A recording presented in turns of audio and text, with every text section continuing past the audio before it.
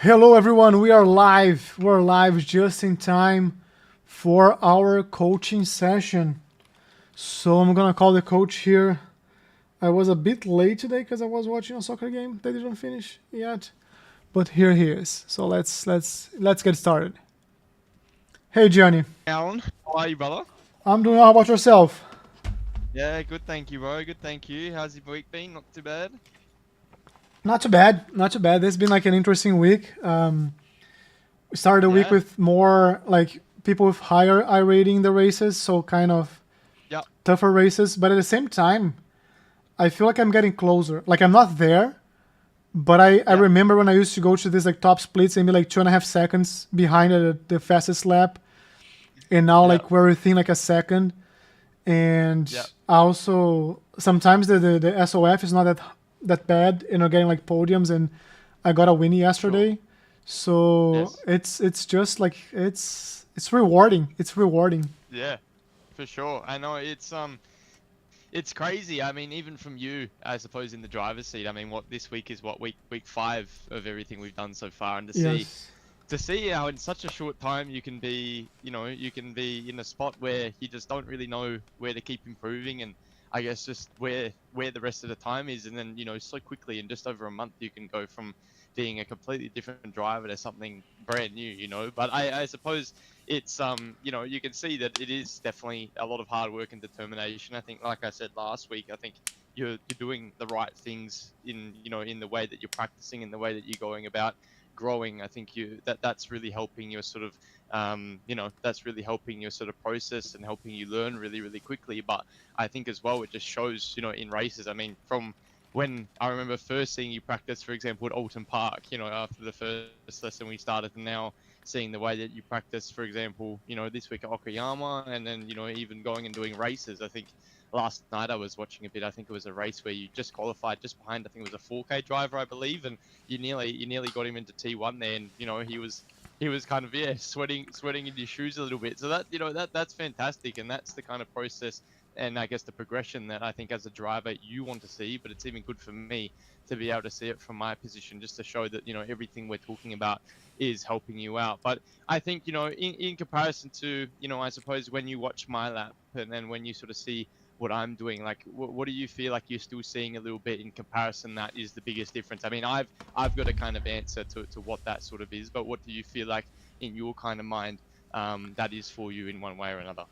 So you mean like what I still see very different between the two of us? Yeah, yeah, Yeah, I think like one of the things that I have to get more comfortable with is letting the car like using more the slip angle, right? Or like when sure, the like it's just using more of the rotation of the car, because every time sure, I think as like I'm making progress in the very beginning when the car is starting to slip, it's too late for me, right? I'm already yeah, losing the car, and now we're getting like yeah, more and sure, more like to the edge, like closer and closer to the brake efficiency that we need, and that means like yes, I should be allowing more of that, and sometimes yes, I do. So sometimes I feel that the car is yes, sliding and like that's just the right angle to be sliding, and it's pointing me like yes, in the right direction for the next turn. But in other turns yes, I feel like I'm using too much of the steering wheel to do the job of like turning okay, in, and not enough okay, of like the yeah, car rotation. But like okay. that's for me, I think it's kind of the for me it's the main thing. But how about you? Like you had an opinion as well. Yeah, so I that makes sense. That makes sense hearing what you mentioned there, because I think, the one big thing that we'll probably talk about today is more so in terms of the timing, and I guess that mental approach in the way that you're sort of wanting to come into a corner, in the sense of feeling like in a lot of cases you're coming in either slow in and fast out, or in cases you're coming in fast in and slow out. Now, in terms of like all of that, that always relates back to, I think, that topic that we first, I guess, begun talking about right in the beginning of things, where it was more so a case of, we were used to probably braking a little bit later, braking a little bit harder, and then of course, over the last few weeks, we've obviously been refining that and changing that into, braking earlier and braking softer.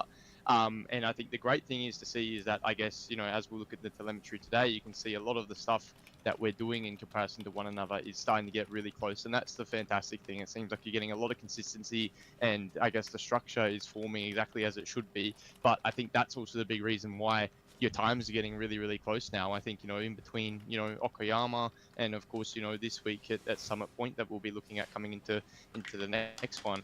I think the big thing is realistically is that, yeah, in comparison, everything's looking very similar. And then because of that, it gives us our time. But where there's still that kind of 4/10 on the board, in comparison to one another, it's through, okay, in comparison to me, majority of corners, you're always braking later, which then by braking a little bit later, it still means that, yeah, coming into the corner, you probably require to have a little bit more of a slip angle, right? Because you're going that little bit deeper. You need to put a little bit more steering angle into the steering wheel to give you that little bit extra rotation. Whereas that little bit of earlier braking in my position allows me to put a little bit less slip angle in, a little bit less steering angle in, and I can get the same result. But as well, it just allows me to power out of the corner a lot more aggressively too, because the car's a lot straighter, a lot more balanced, and I'm not having to kind of do more work to get the same result, if that kind of makes sense, So that's really the big thing, I suppose, that I've noticed here from today. And honestly, it's not a lot. It's really not a lot. It's probably a good, in certain cases it can be 3 or 4 meters. Some cases it can be 10 meters. Some cases it can be 15 meters. But even if it's a 1 meter difference, which, again, we think about a 1 meter ruler, and again, that's not a long distance at all. But when you start stacking them up together, I always like to think about it like, you got a corridor, for example, and if you were to put, let's say 10 1 meter rulers, sort of back to back to back alongside each other all the way down a corridor, in terms of walking, that would kind of take you a fair distance. Like, would probably take you a good, 2, 3, 4 seconds maybe in terms of walking step by step to complete that distance. Obviously, think about how quickly that is passed in a race car, but at the same time, it's still a distance, right? And I think that distance is sometimes what makes a little bit of a difference. So is that something that maybe you've thought about in your driving? Maybe you feel like in some cases you can still be going just a little bit too deep into certain corners potentially, or is it something probably you've never really thought about, obviously, since we first started and started doing this different process?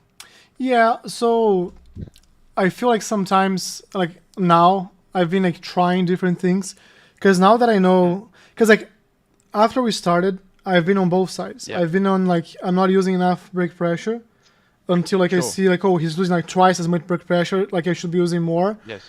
And I've been Yes, like on for the other sure. way that like, I'm using a lot of brake pressure and are just like Yes. gently touching the brake. So I've been like Uh-huh. experimenting more. I've been trying more of different things. What Yeah. what I've been trying to do, like this last week, I've been trying to focus was holding the brake for a little bit longer at the peak pressure, because like that was the thing that we Yes. found last time, right? And Yes, correct. that also like opens, I won't say the doors, like it opens for new things to happen, like for new problems to solve. But also, for example, this first turn I tried from like 40% brake pressure super early and just like Yeah. try to not use a lot of brake pressure and turn the car in, Yeah. to like let me Yeah. see how late I can go on the brakes here just below the ABS threshold and see if I can hold the car and turn it in. And for this Yeah. first turn, when I saw the delta, like braking harder later made more sense. In other turns, Yeah. it's the other way around. So I've been Yes. trying everything, I think, now. Yes, no, for sure. And I think that's obviously fantastic. Again, that always relates back to, that big area that we always talked about where, it's really important to kind of try and test out where the limit is and see different approaches and see, I suppose, which one works better, for the certain situation. Sometimes it's going to be braking deeper and harder, like you said, but sometimes it's going to be braking earlier and softer. And that kind of relates a little bit back to, Winton, in a sense, in the certain structures that we're using as well. Understanding which structures to use at certain corners, how do I do it, how do I kind of apply it, and I think that's really the biggest thing. But I guess the fantastic thing to see here today is that there are a couple spots, I think mainly through basically 4 to 7, you're going faster than myself. But I suppose in the way that you're doing it, I guess we just got to kind of have a little bit of like an overview of that and sort of say, okay, well, this is something that would work very well, potentially when we're driving by ourselves. But it's kind of a case of like when you're up behind another car, obviously you'll have slipstream, for example, you'll be coming into a corner potentially slightly faster, you'll have dirty air effect, understeer, maybe a little bit more aero wash, and would the same thing probably work as well? That's sometimes what you got to kind of think about it in a sense as well, because, there's some cases where, yeah, by yourself, it can definitely be faster and it could feel, okay for that particular lap. But as soon as you get into a racing situation, the same application of the same thing, would not maybe work as well, because there's things potentially like coasting or just feeling like you're rolling through a corner more so, or you're carrying too much speed that up behind another car, you just wouldn't get the same result. You wouldn't feel like you get the same effect. So we'll definitely have a look at that today. But I think overall, in the sense of application, looking really, really good. You're taking everything on really, really well. You're applying it really, really great. And you're clearly understanding exactly what we're talking about every week, and you're putting that into practice, which is of course what's giving you the results. You've gotten in 2 weeks now. You've gotten basically wins on both circuits so far. So Yeah. clearly it's showing that you're understanding and you're applying it very well. So that's of course the reason why I love what I do, is to give you people like yourself that kind of answer and try to help you kind of take that big step forward. So that's the biggest thing. So I mean, look, when you look at turn one, I mean, look how similar they look, right? I mean, between you and I, you being red, me being blue, they look very, very similar. Now, I think you can see straight away that thing that I talked about, just then, pretty much, in the sense of, yeah, obviously you're going a little bit deeper than me. Of course, I'm going ever so slightly earlier. Now, in terms of what that distance is, it's not really a lot. I mean, when you look at it from here, I mean, it doesn't look like it's a lot, but I suppose potentially when you actually have a look at the values, yeah, it is only 4 meters. So it is really not a lot. But again, 4 meters is 4 meters, right? It's going to make ever so slightly a little bit of a difference. And I think what it kind of stems in your case is basically that, yeah, because you brake slightly deeper in the back end of the sort of braking zone, yeah, it does make you have to kind of step up onto the pedal a little bit more sort of aggressively towards the back end. But I think in the case of what you've kind of gone on here, you can still just see it's very, very minor, but just see how you've kind of like started to come off the brake just maybe a little bit too soon Mm-hmm. towards the back end, and you start to trail off a little bit earlier. Of course, you've had that little bit of extra pressure towards the back end, but in the sense of when you tried to reapply the throttle, you can see that you just have a little bit of hesitation. You can just see there, you pick it up and then you have to hold it instead of I obviously hold it as well, but I get on the power a lot more sort of aggressively and affirmatively in comparison to yourself. So is that something that maybe you were finding there at turn one a few times, where you try to pick up the throttle and it just didn't want to kind of do what you were really wanting it to do majority of the time? Yeah, so I've tried different things in turn one, because in the beginning I was trying to open a bit more and like have a more narrow Yeah. exit, and I was Mm-hmm. improving time. And then like at some point I tried to choose more of the exit, like this one. I think I was Yeah. way more the exit of the corner, and I gained some Yeah. time. So I was like kind of trying Sure. to find that spot. One of the things that you were saying here, and later when I saw or like the difference, I also realized like how you kind of increase the brake pressure towards like the like you start like Correct. at 50, you finish at 60, then you trail brake, and I was going like Yes. starting at 60, then like I was holding and A then bit more down. releasing. Yeah. So I was trying to Yeah. play with that as well, and that was actually a question that I Yes. had for you, like because Sure. now we have like a very very similar curve of like what's going Yes. on there. Yes.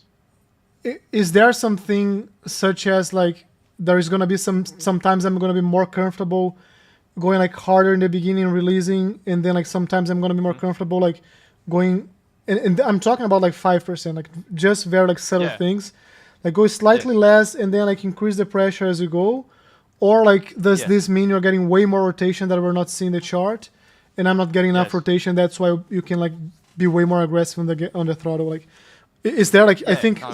in summer like my question is there such a thing as like a style here going on, or like no, I'm still Mm. learning what to do right and not comfortable there yet, and I should be Mhm. pushing Mhm. towards that. Mhm.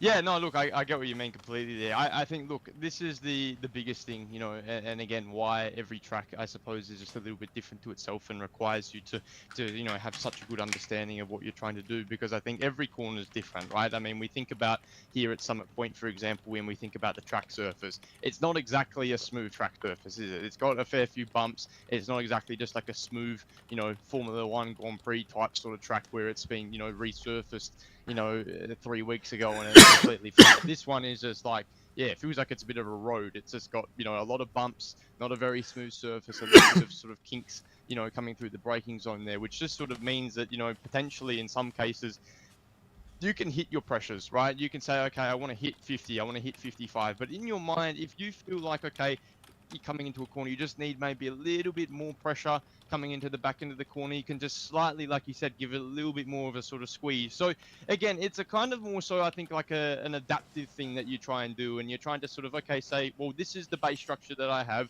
and just trying to sort of feel a little bit more what's going on in the car. So, okay, do I feel like maybe I just need a little bit extra pressure? Maybe I didn't brake hard enough. Because realistically, yeah, there is cases where you peak at the start, like you mentioned, and there is cases that, yeah, you do peak at the end, like maybe you are a little bit more here, but it's just all depending on the type of corners. Now, here, we think about the corner. We're getting to the apex very late, right? We start our braking zone very early, and we get to our apex very, very late as we kind of come into the corner. Now, in comparison to maybe what we're thinking about, like Winton, for example, right, for that kind of first right-hander, as we remember, it was kind of a very initial peak, and then it was kind of hold and a trail off. Whereas this one, the braking zone distance is a lot longer. So it's more so a case of, well, in certain cases, if you get to the peak right at the beginning, very, very aggressively, you might overslow the car too much, which then obviously causes you to maybe rotate too much. You might then hit the curb. You might go over the curb. You might miss the curb. You know, it could cause potential issues, right? So I think, yeah, the answer to your sort of question is that in the car, you start to become very adaptive with what you're trying to do and just say, okay, well, let me say, well, this is my base structure. Let me try and sort of work around what I'm feeling in the sort of car. And I'm sure when you are driving, you're starting to feel that a little bit, because that explains, you know, what you just basically talked to me about just there, that you're thinking about that when you're driving and you're feeling those sort of certain things. But yeah, I think it's definitely just something that you'll grow with, you'll continue building. And as you continue learning all these new tracks, you'll say, okay, well, what maybe works the best for me? Is it a peak and a trail? Is it a peak and a hold? Is it sort of a squeeze into and get the peak at the end? A little bit like cases like at Winton. You know, we talked about so many different styles where we had a peak and a hold, we had a peak and a drop, and we had to kind of squeeze into it, you know, and get the hardest point at the end. It's kind of the same situation as this. You're just trying to figure out, okay, well, which one is the best? And you're just trying to say, well, where is it kind of refined more so to, and how do I make it very, very subtle, these differences, to give me the best result? Does that make sense in a way? It does. It does. It does make a lot of sense. I appreciate it.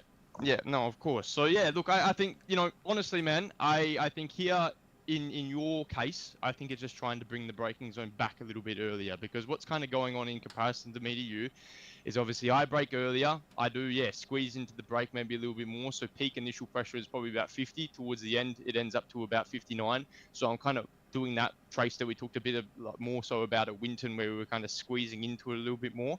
And then obviously, yeah, that back end sort of, you know, heavy braking gives me a little bit more rotation as I start to trail off the brake. And then of course, because the car's nice and balanced, I can reapply the power and off I kind of go. Whereas in your case, it's more so like, yeah, you've got into maybe the pressure, you know, around the same pressure at the beginning, but you didn't really have an increase towards the end. But you did have a kind of bit of a heavy part of the braking zone at the back end. But I just don't think maybe it was enough to give you the rotation that you wanted to. And then because of that, it just pushed you maybe out a little bit wider than I was, and it put you more to the left-hand side of the track rather than more the center of the circuit, right? So we're talking about very fine details. And I think that's the big thing that's going to start to come down to, is that the, you know, at tracks like this where there's not really a lot of sort of crazy stuff going on, it is very sort of subtle.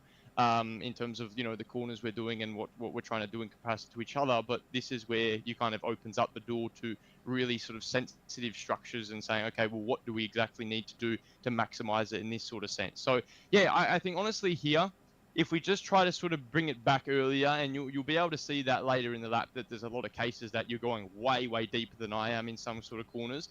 And I think because of that, it makes this issue maybe even a little bit worse, where you feel like you're kind of not hesitating, but you feel like as you're coming into the apex, you maybe panic a little bit and you don't really know what the car wants to do. Whereas for myself, I always feel like I know what the car's going to give me. And is that something that can relate to you a little bit? Like, do you feel like in a lot of the laps you do, you're still maybe just feeling like potentially in the corner, sometimes you don't have 100% like full idea of what the car's wanting to do coming to the corner? Is that something you can relate to a little bit? Yeah, I think it's more. I think the car is way more predictable now, like from what it was before. I think what I have to do sometimes more, and I think it ties to what you were saying, is sometimes I should trust more the grip.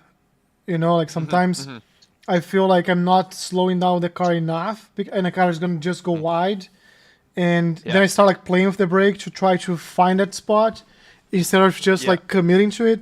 And then when time comes, like releasing it and turning in and trusting the car is going to follow the path. So that's Yes. that's maybe like why I'm going a little bit wide, because I'm kind of like playing with the grip there and trying to find it instead of like trusting it's Yes. gonna be there. Yes, no, 100%.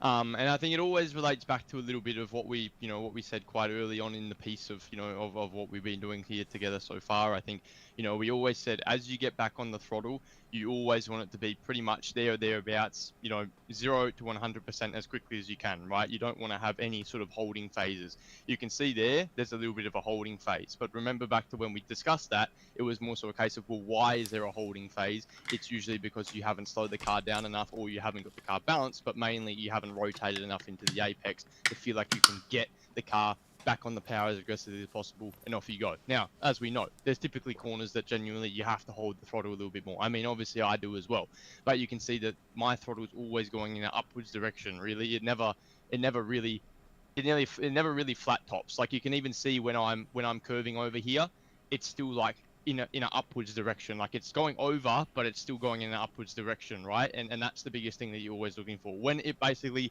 holds flat, that's kind of when you're like, oh, okay, well, I've clearly, maybe carried maybe carried too much speed into the corner, or maybe not rotated the car enough, and that's what you're always remembering to do. So I think, just in that main, I guess, crucial structure point of today, I think that slow in, fast out is just that idea that we really want to make sure that we get our head around. And I think, with slow in, fast out, that one thing that you're always looking to feel, especially coming out of the corner, is that whenever you get back on the throttle, it's always pretty much as you can from 0 to 100% as quickly as possible, right? And that's always what you're sort of trying to aim for, no matter the type of corner. Of course, some corners have a limitation, but I think the biggest thing is that you do it to your absolute best of your ability to try and do so. So I think that's just something to keep in mind. And I think, in particular for this corner, there's a few things that you definitely could try. I think first of all, just potentially just try and bring that braking zone back. Like I said, it's 4 meters. So to find where that 4 meters is always very hard. But, again, at the same time,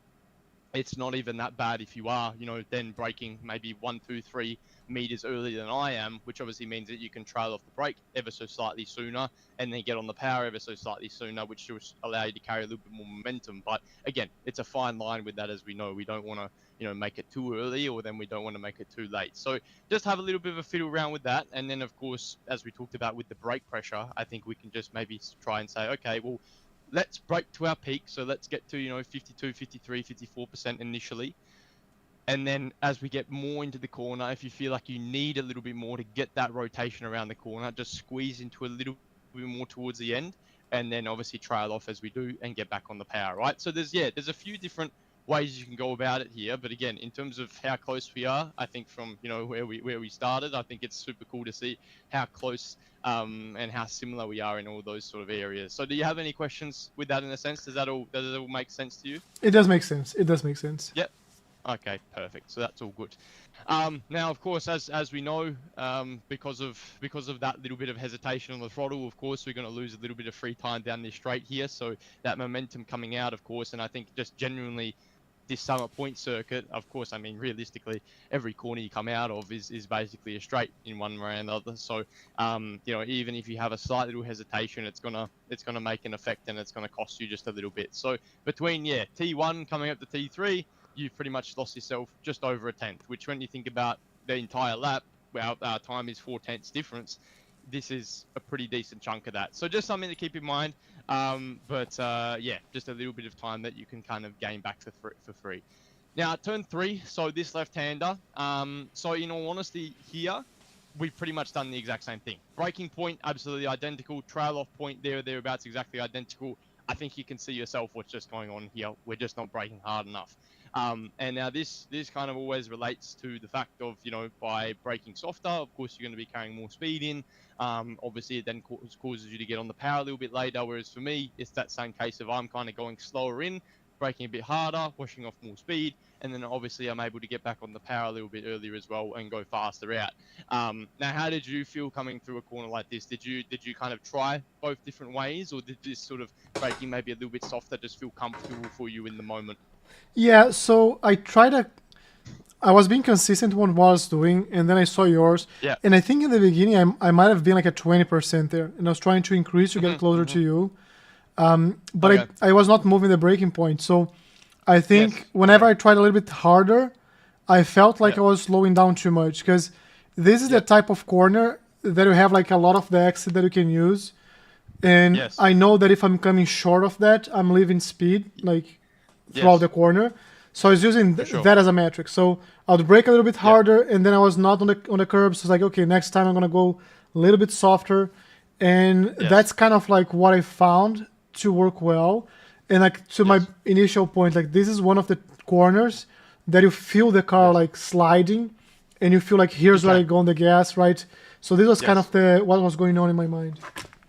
Yeah, no, for sure, for sure. So, yeah, I mean, structure-wise, approach-wise, application-wise, you're doing all of those three things absolutely amazingly. Like, yeah, braking marker is, I can't even see a gap in between where you hit the brake and where I hit the brake. We're absolutely spot on the same. So that's fantastic.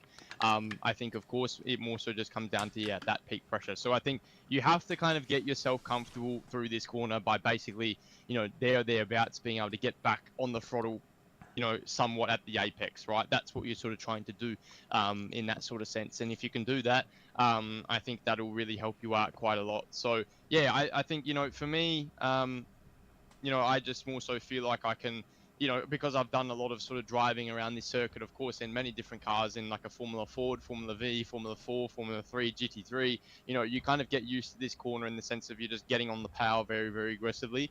But what causes you to do that is, of course, braking a bit earlier, getting back on the power earlier as well. And it just kind of helps you out more so in a sense with that. So I think, yeah, it's just a little bit of a different approach, and I guess just building the confidence. And as you do more laps, it'll kind of get better for you a little bit too, which I think is the main sort of thing.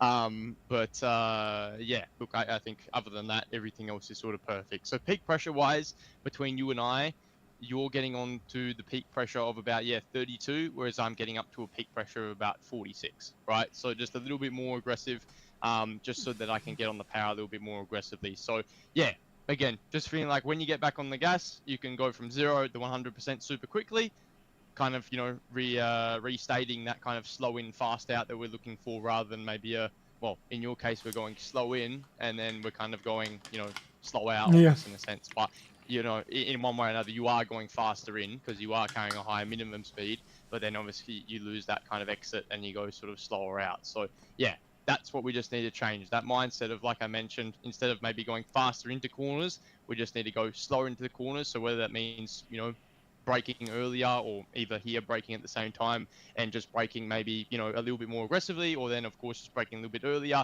it's going to sort of, reap the same result. So that's what we're sort of looking for. So other than that, I think absolutely spot on. So really, really well done there. Just more pressure. So that's really good.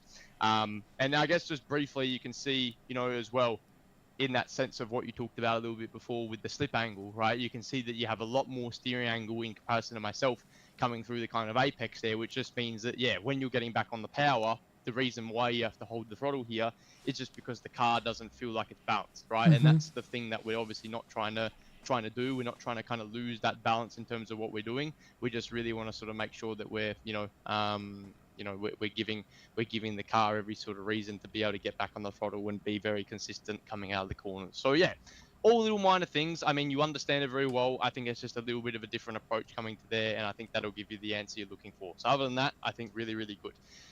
Now, this 4, 5, and I guess 6 and 7 sort of area is really, really interesting because the approach that we have in comparison to each other is slightly different. In your case, it does give you the time, and that's the really big thing. But this was that sort of area that I was discussing a little bit before of like, okay, would this be, I guess, beneficial for you to use in a racing situation? Now, you can kind of see the way that you go about it. So you're coming in and you have a really, really early lift off. Now, when you have that early lift off, you're pretty much just letting the car coast all the way from this liftoff point, all the way basically until past the apex of the right hander, where then you kind of jump on the brakes.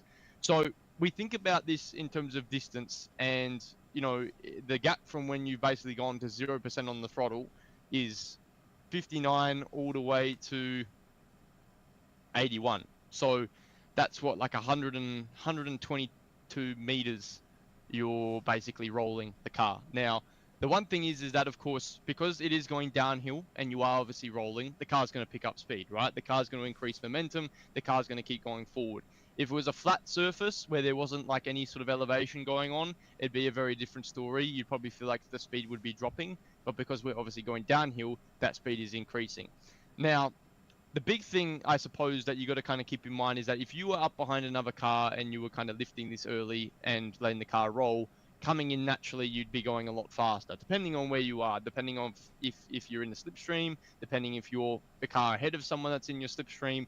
You know, different results could be promoted from a corner like this. And I think the big thing that I suppose it would cause if you were to continue doing something like this is that you might find a case, it could work for you a lot of the time, but in a lot of the cases it could as well cause you really big issues where it could cause you to have these really, really big understeer moments basically coming through the middle of the apex there.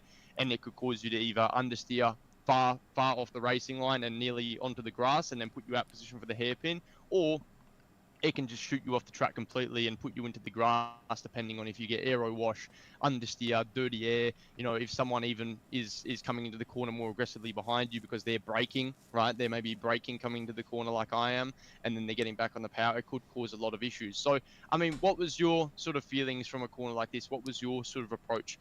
Did you try to do it in a way where you were kind of braking and powering and braking again, or was this just the natural way of going about it from the get-go?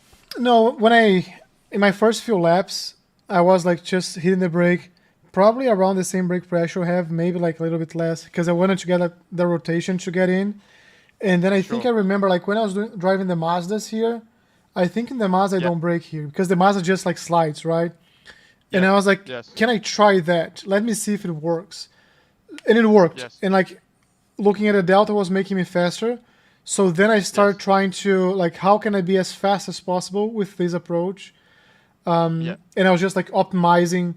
And I realized, because I remember like one of the lessons you said, you have to always be like on the gas, on the brake. Like try to avoid just be coasting for a long time or minimize that as much as you can. But in this one, I found the time by doing that. And I was just like trying to optimize for that. Yeah, no, for sure. So yeah, look, I think, you know, it's worth trying it the other way. And look, in the end, you know, your way of going about it is faster. I think that's the biggest thing we got to keep in mind, is that your way is faster. It's just more so a case of if you run into an issue in one particular moment in the sort of race, you know, where, you know, potentially, you know, you could take it in one way, one lap, and you could come into it the next lap, and it could completely ruin your race just because of one little sort of difference in that, you know, you're not really carrying anything. Because look, the one thing we got to keep in mind is that sometimes it's okay, but a lot of the time when we're just letting the car roll, we think about that bouncy ball in terms of weight transfer, right? You're not in control of what that does anymore, right? In this case, it worked okay. It ended up in an okay spot, and it didn't cause you any issues. But it's more so to say, out of 50 laps that you do, it can sometimes just be that one or two laps that could be the make or break for you there, and something could basically happen, and that one or two times could be whilst you're in a racing situation, and it could completely ruin your race, right? So I think the way that I've felt was nice and consistent for me coming into here was just having a little bit of break before I sort of came into the apex of the right-hander.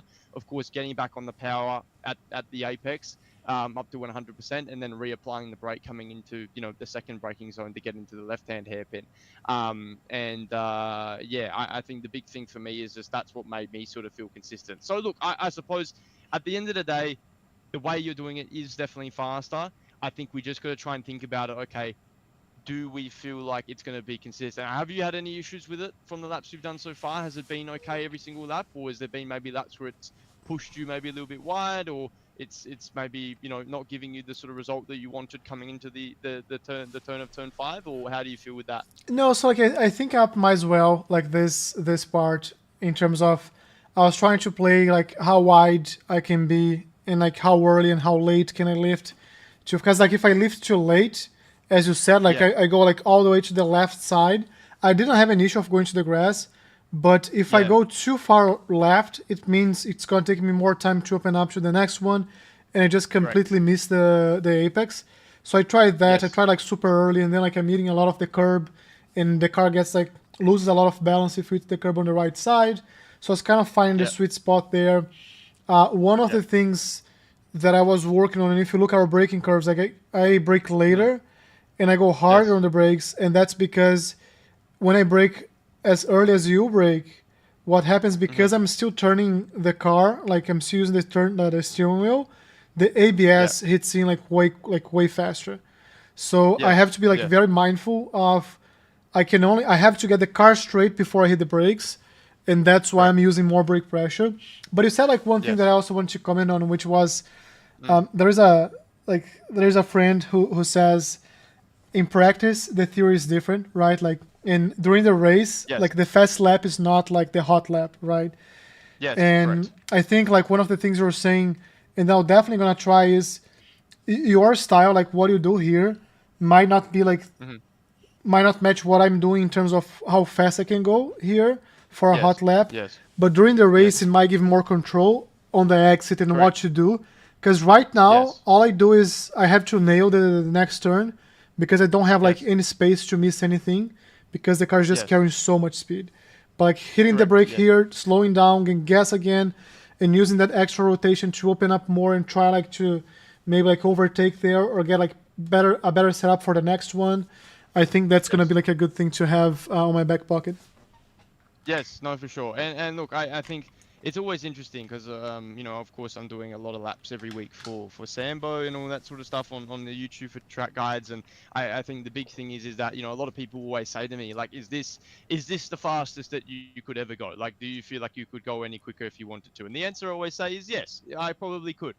But it's probably more so a case of could I do it consistently though? And that answer would probably be no, because at the end of the day, the laps that I would try and do to go faster wouldn't be laps that I do in terms of a race. The way that I do my track guides, the way that obviously I do my laps for you, I do them in a way that I know that I can repeat this in a practice session, I can repeat this in a race, I can do it globally, because that's what you sort of want. You want a driving style, you want a way of driving a circuit in the sense of you can do this globally. You can do this in a practice session, you can do this in a race. Because at the end of the day, in one way or another, the races are what gives us the results, right? That's what gives us the I rating, that's what gives us the safety rating, and that's what makes us grow, right? The practice sessions, yeah, they are very, very handy, but like you said, there's a way that you can drive it in practice and by yourself, but there's also a way that you can drive it in the race. And the way that I'm showing you here is a way that I sort of feel like, for example, would be handy to use in a racing situation when you've got someone around you, you've got all these kind of extra effects of dirty air, of aero wash, of understeer that potentially could come into play. And then in moments like that, if you try to do it in this way we're doing here, in your sort of case, it may or may not cause you issues, right? But there's a risk, right? You put yourself in an element of risk, and that's what we don't want. We don't want to be driving the car in the fact that we have of course, there's always risk in racing, of course, but in terms of the way that you're driving the car, we don't want there to be any element of risk of saying, okay, I could understeer here, this could happen, that could happen. You don't want that. You want to be 100% certain that the way that you take a corner, if it gains or loses you time, you can take it consistently. Of course, to an extent, because you don't want to be losing 2, 3, 4 tenths through a corner. But if we're talking about like 700ths of a second, we'd say, well, would I rather do the thing that is more consistent, or would I rather do the thing that is less consistent and maybe might cause me issues? That's the thing that you got to think about, right? So yeah, interesting to hear your point of view there, but that is correct. Yes, there is definitely ways of driving it by yourself, but the way that I always like to show is the way that I drive it if someone was around me, right? So it's just interesting to see the gain versus loss through that as well. But otherwise, really good on your end. I think just about thinking about it, I suppose, in a little bit of a different way of approach in one way or another. So yeah, I think that's all good.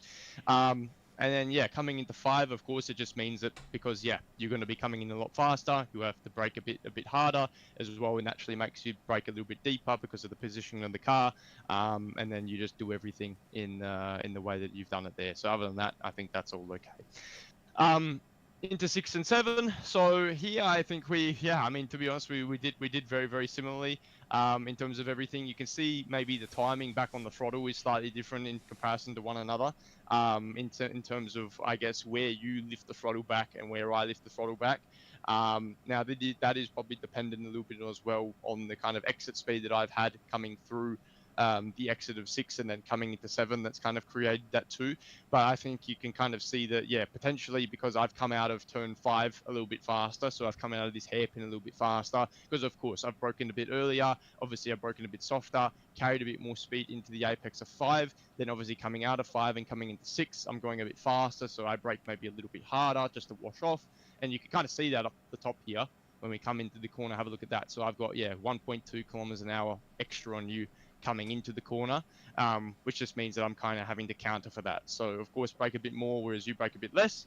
Then obviously because of that means that because you're going a little bit slower than I am, you can kind of come out of the corner maybe a little bit more aggressively in terms of the throttle, but still you're trying to maybe make back a little bit of speed in comparison to myself, in terms of top sort of speed there, and then obviously because of that it can change your line a little bit too. But you can see that we do really the same thing, but initially you have a lot more of an aggressive touch on the throttle, and you get up to a lot higher of a pressure a lot quicker, whereas then myself, I kind of maybe take a little bit longer. I do get to 100% throttle earlier, but then because you can see once again the speed trap in comparison to each other are nearly 5 kilometers an hour faster than you at this stage. So for where I feel like I'm going too fast comparison to you, I seemingly tend to feel that a little bit earlier. Obviously, it means that I lift off a little bit earlier, but then it means that I can get back to full throttle a little bit sooner. But it's just that, again, it's just that gain versus loss. But in all honesty, again, the way that you have done it in one way or another has practically made you go faster here. It's just more so a case of, does the corner through 4 and 5 affect the way that you do this section? Probably yes, because it is all depending on what you do coming through T4, which then affects what you do through 5. What you do through 5 affects how fast you come out of 5 into 6. Then obviously how fast you go through 6 affects how you go through the 7. So it's a little bit of like a combined section, I think is probably the best way to put it. It kind of is very, it's just full of combination. But how did you feel, I suppose, in your mind through this corner? Because once again, you are faster. But how'd you feel about it in your eyes? Yeah, like two things that I want to comment on here. So first, this is a fun corner to go around, right? Because we're just testing so many things, like braking once, braking twice. Like I tried a tighter line, I tried like a wider line, and now as I look here, your line and my line, I see like how we're optimizing for the last apex, right? Where I'm trying to get like the first one like very close to the curb, and the way I saw this when I was doing the analysis is because we have like it's a similar behavior but like at different timings, right? And because you're like you accept being slower like during the corner, optimizing for the exit speed, I'm being faster here, like almost a tenth, but then I'm losing everything in turns like 8, 9, and on the straight.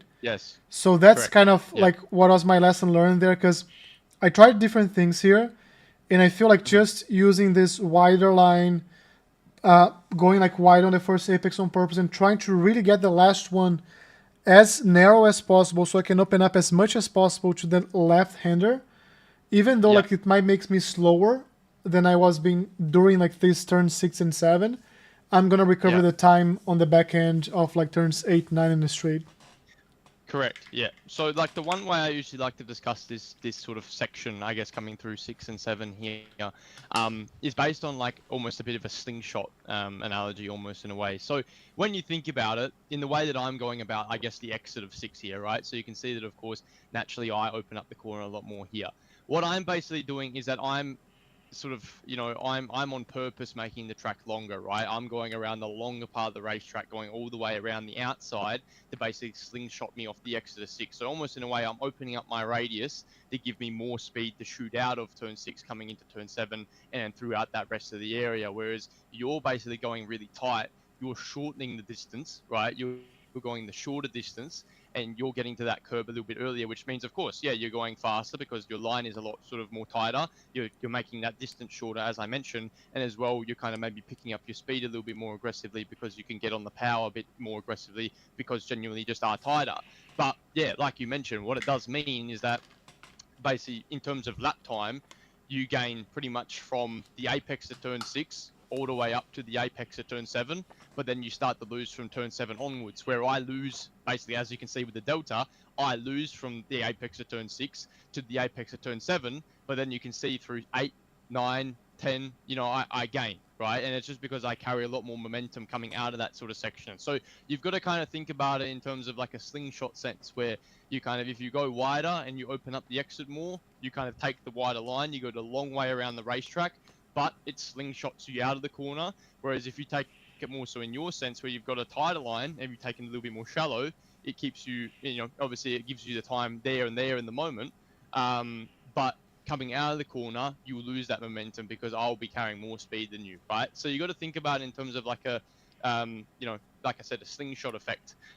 So yeah, you know, that's a really interesting one that not only happens here, but is definitely effective at a lot of different circuits across the calendar. But it's yeah, one that always comes to mind for me is Daytona, which, you know, obviously, you know, going into next season and looking at things like the M Power Challenge, for example, you know, that's usually a track that does come about. But tracks like that, for example, can be really sort of handy in terms of using this sort of effect of saying, okay, well, do I want to cut the apron or cut the apex more and get down to the inside a lot quicker, but then I'll lose it on the exit? Or do I open up the entry a lot more, open up the exit, and then go a really, really wide way around, but give myself that chance to sort of, yeah, get that slingshot out of the corner? So it's definitely a really interesting thing for sure. But it's something that you learn, I think, as you go along, but something to keep your mind open to. So yeah, think about it in that sense. Try and see what it feels like to kind of get a wider exit, open it out more, sort of, you know, give yourself more chance to kind of prepare the car, sell the car, and then you can get on the power really aggressively and see how that might affect not only this corner, but affect coming into that final sector on the racetrack as well, right? So does that all make sense to you there, Alan? Is that all pretty clear? 100%. 100%. Yeah.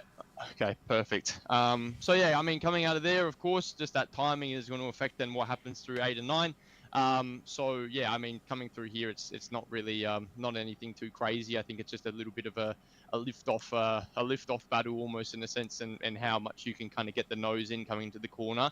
Now I did find coming in here through in fourth gear made me feel a little bit more balanced. I can obviously notice here that you were in third gear. I just felt like, yeah, fourth gear settled the car down a little bit more, dropped the revs a little bit, and just kind of made, you know, just made the car feel a little bit more balanced, especially coming through all these kind of medium/high speed corners here. I definitely did try in third, but like, you know, where I felt like I was getting up to before the corner, obviously then lifting off and getting back on it, it just felt like the thing was revving out too hard the whole way sort of through the apex there and through the exit. So I just feel like shifting up, almost like short shifting up to fourth as you come into that sort of right hander was a lot more handy for me. But again, I think this is just one of those corners where you're lifting the throttle back enough to make you just feel like, you know, you can understand where the kind of nose is. But I suppose, yeah, it seems like maybe in the way that you were going about, there was just maybe a little bit of sort of hesitation rather than just a clean sort of removal of the throttle there and just waiting for the front to pick up and then you could repower on. So how did you feel about that in the sense in your mindset? Yeah, I think like the difference there, and I don't think these charts are showing here, is like on the gear that you mentioned. Yeah, What happens is like when I get to that point, the revs are like all the way up, right? Yes. So and I'm holding the throttle like at lower, like I'm holding there intentionally, Yeah. because I don't want it to be like cutting off the engine. And then as soon as I go to fourth gear, that's when I hit 100%, and that was helping me on the exit. I did try going earlier, but I don't think I tried enough. Like I'm trying to remember here. Yes. I tried a couple times, like maybe not a couple of times, maybe once. I tried to go a little bit earlier, but I think I just missed the entire like thing. But one of the things that I can try to be more consistent there is short shifting. That's gonna let me go like to 100% much earlier. And that's like if I look on the top one on top curve, once we get right there where we are at right now, we have the same speed. The difference, because you're in fourth, you just have like the revs to go up, and I'm feeling like I'm cutting off the engine, and that's making you carry like all the speed to the next one. Yes, exactly. Because again, we got to think about in the sense of, you know, the reason why we don't go into second to third gear into corners, right? Instead of keeping it in third, is because whenever we go from second to third, it snaps. It's the same as third to fourth, right? It's going to snap as well when you go up that gear. Whereas for me, I've already done that gear shift when the car's been already going in a forward momentum sense, so the car's not really going to snap. But it's more so a sense of that, yeah, you know, you haven't prepared it. So when I go to get back on the power, I can really aggressively. Whereas for yourself, you've got to kind of keep that in counter just in case maybe the car does snap on you on the exit, or maybe the car does let loose. You got to keep that in the back of your mind. So the amount of time that it takes you to get back to full throttle in confidence in comparison to how long it takes me to get back to full throttle in confidence, two completely sort of different things, right? So I think definitely try and just like when you're coming off the throttle here, the moment that you sort of get off the throttle, it's just kind of a smooth like progression from 100 basically down to, you know, minimum, which for me in this case is 20%, pretty much on the mark. They're about 20%, and just try to sort of make that input nice and smooth all the way down to the bottom. But I think, in terms of yourself, it's been a little bit just more hesitant in the sense you've maybe dropped off, then you've reapplied, then you dropped off again, and then you've reapplied. So it's just a little bit of like you're feeling what the nose is doing, but you're not giving yourself the perfect chance to maximize it. And that's why you lose maybe a little bit of time there as well. So just try and, get into fourth gear before you turn into the right, or pretty much before you lift off, try and already be in fourth gear. That's probably the better way to put it. And then just try and like lift the throttle back, get it to about 20%, and then obviously from there you can pick up the power again and go all the way out without feeling like, oh, I need to shift the gear up. I need to make sure that I'm more in a straight line to shift. I'm not on an angle. The car's not going to snap. Just got to think about it in that sense, right? So other than that, I think that's all. That's all really good. I think just gotta keep that one in mind. So that all make sense there, bro? Is that all Yeah, 100%. Yep. Perfect. Awesome. Now, of course, because of the exit, you'll lose a little bit more time down the straight as well. So between 8, 9, and then that back straight before turn 10, the final corner, you're pretty much losing there or thereabouts, 1.7 tenths, basically, in a sense. And that's the biggest thing. Now, this again is just one of those cases where you're doing a bit more of like a fast and slow out. So you've broken a lot more aggressively and I guess a lot more deep than I have into here. And then, just naturally because of that, it's going to push everything back a little bit later. Where you brake, of course, it's going to push your trail brake back a little bit deeper as well. It's going to obviously make where you get back on the power a little ever so slightly deeper as well. More so in a sense where you get back to 100%, that's going to be deeper as well. So I think generally the thing is, like, we just need to bring the braking zone back here a little bit. So again, this corner is quite hard in terms of braking markers because there is no real, there is no real kind of point of reference to say, oh, okay, this is where I sort of brake. But once again, I mean, distance between you and I is 13 meters. But I think more so the thing that you're looking for, once again, as we talked about earlier in the kind of lap, is picking up the power and feeling like when you do reapply, you can get all the way back to 100% pretty much straight away, right? And feeling like you can just smash it, power on, and kind of off you go. And you can just get back to it really confidently and off you go and go. Now, I did see this when I was watching you just briefly. I think it was last night or the night before when you first started doing some laps. I could see you were like coming into the apex here. You were doing a short shift sometimes. I think it was from fourth to third, right down to the apex. You didn't do it in this case, but you did still go down to third. I found that just staying in fourth gear here was better for me. I mean, it might have been due to the way that you were obviously braking a little bit deeper. Maybe you just needed a little bit more engine brake to make sure that you got down to the apex and you could power on. But I definitely just felt like fourth gear for me here was a much better in the sense of, entry momentum, minimum speed momentum, and then of course, like the previous corner, exit speed momentum as well was much better being in fourth gear in comparison to third. So I think obviously coming in fifth, then going down just one gear to fourth, and doing everything the same in terms of your braking. I think, like we said, 13 meters was the difference. Just generally bringing back that braking zone a little bit, and then trying to feel like whenever you reapply the power, it's going all the way back to 100% pretty much instantly, and that should just allow you to be, smack bang on the throttle again and kind of off you go, right? So look, what was your thoughts through there? Any sort of pointers from your end? I was trying to find this is one that I felt like I wasn't finding the sweet spot, and like looking yours, it helps me to make sense because we kind of get at the same brake pressure, but because you are going earlier on the brakes, you can release much earlier, and that's gonna allow you more rotation, so you can go like everything just works better from that perspective. And this is another corner that the exit tells you how well you did like on the entry, right? So you have a lot of track on the left side, a lot. And if you're not getting like close to the dirt there, it means you could have carried way more speed. And because I've raced here before, I know that like after here is the single biggest or easiest overtaking point because people don't do this well. And if you look like it's going to be like a 0.06 plus like 0.09. And if you look this S0, it's on a 0.04. So it's almost like 2 seconds that you have, not 2 seconds, 0.2 seconds that you have more. And if you're on the draft of the person ahead, it's just like a clean, easy overtake that you can complete before the straight's over. So this was one that I was trying to find a sweet spot and I didn't. So I'm definitely going to try go on the brakes earlier and like smoother. I'm going like too fast to the peak pressure. So like take my time, feel the rotation of the car, and as I get to the Yeah. to the apex, that's like it should be like way lower on the brakes and more like Yeah. assertive on the throttle. Yeah, for sure. And just a reminder as well, keeping it in fourth gear too. Make sure that, yeah, instead of going down 2 gears, we're just going down the one.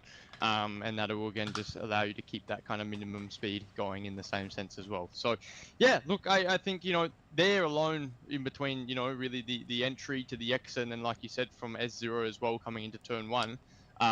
Yeah, you're pretty much losing, yeah, that nearly 2 tenths realistically, from there alone. And in terms of your overall lap time in comparison, that's half your lap time gone, just pretty much from one corner and then two little straights realistically. Well, not even two little straights, one straight and one corner. Really, your half your lap's gone before it's even started, in one way or another. So it's yeah, a really critical corner, and like you said, probably in this car as well, where you can set up, a move to pass, of course, and I think definitely it helps you out quite a lot there as well. So yeah, I think a very interesting lesson here today, Alan. I think, it's really great to see, as I said at the beginning, that everything that we're talking about in terms of structure wise is looking the part. I think you can see that all the sort of stuff that we've discussed, everything we've learned, it's all being applied now. It's just about that refinement from circuit to circuit, and I guess understanding, how to apply that to certain corners. And that's the one thing that, until you've been to nearly every single circuit on the calendar and or every circuit on iRacing, you kind of have a good understanding of what each corner is about. Because I think at the end of the day, between a BMW M2 and a GT3 and, maybe a GT4, okay, like obviously maybe braking zones are a little bit different from each car, but it's more so a case of the philosophy of the corner always stays the same, right? It never usually tends to change from a tin top car. Of course, an open wheeler car slightly different, but in terms of a car with a roof on its head, you're going to be doing the same thing every single time. And I think that's really the biggest thing. So yeah, look, I mean, what's your thoughts on everything, brother? I think, in terms of everything there, I think there's a few main pointers to take away. I think, of course, yeah, I think just that slowing fast out, got to think about that a little bit more, and then I think just mainly just refining our timing and maybe refining our philosophy of the way that we want to take corners and how we do it best. So yeah, I mean, look, how do you feel about everything on your end there? Yeah, I feel we've made a lot of progress, which Yep. I was not expecting to be like Yeah. to make as much progress as fast. To be very honest, like Yes. I know like things Yes. take time, and when we were talking Yes. before the first session, I was like, I'm not looking to be like a 10K tomorrow. Like that, I know this is not realistic. I know like I have Yeah. to put a Sure. lot of hours. I'm gonna have like some weeks I'm gonna do very well, some weeks I'm not gonna do well at all. Just trying to learn Yeah. the new skill or like to unlearn something that I was doing that was not good. But Yes. I'm surprised with the progress, and I feel like Yeah. we're not there yet, but I feel we're getting to a point that we're gonna go to the refinement, which Yeah. is gonna be like more subtle as some of the corners were today. So we're no longer talking about ABS, right? Like that was the first Yeah. session. We're not talking like, hey, we're hitting Yeah. ABS here and there. We're Yeah. no longer talking about like different shapes of brake pressures I can use, like, and even when I have a different from what you were doing, just by looking what I did, you already understand what happened there, and it's Yeah. not like Yeah. was wrong, was a different approach that Yeah. sometimes make me faster in one part, but like slower in the other one, and have to discuss. And I think that's a Yeah. very productive discussion. So I Yeah. think we're getting there.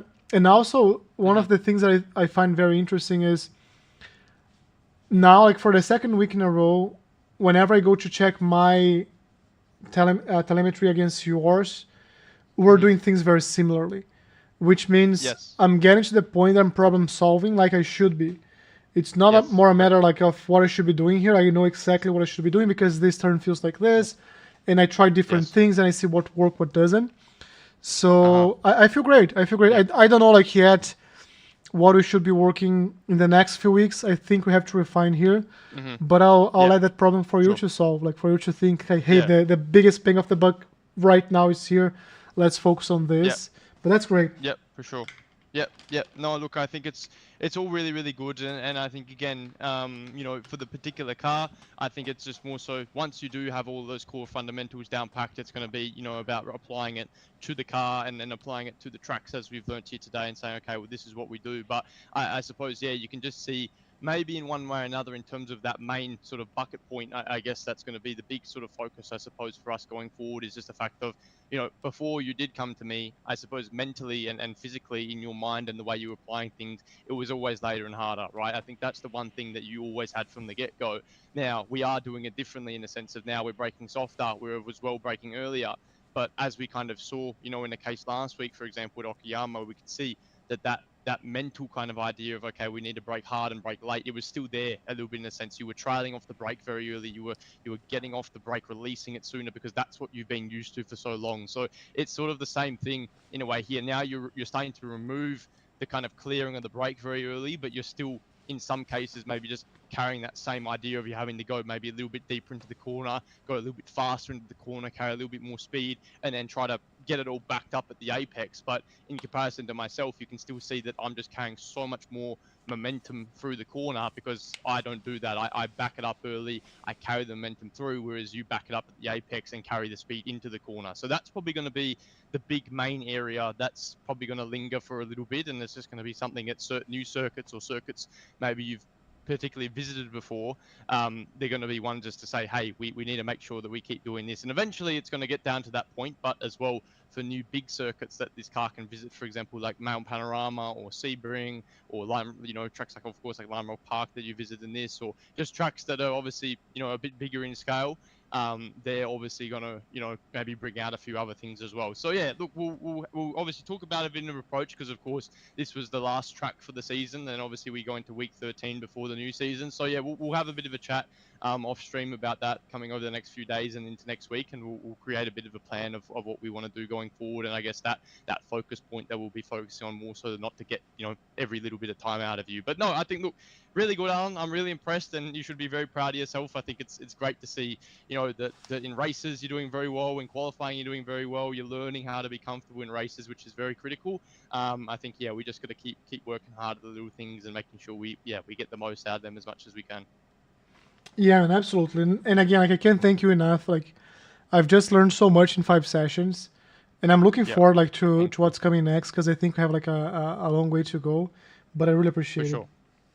No, you're very welcome, man, and thank you so much. And yeah, it's been cool watching you grow. I mean, again, it's why I love doing what I do. I think it's very cool to see that this was what position you were in was me a few years ago. But the problem is that I didn't have anyone to tell me otherwise. So it took me years and years and years of trying to figure out the things I've told you in just over a month. But again, that's why I'm here to help you out with those things. So yeah, look, we'll keep working hard.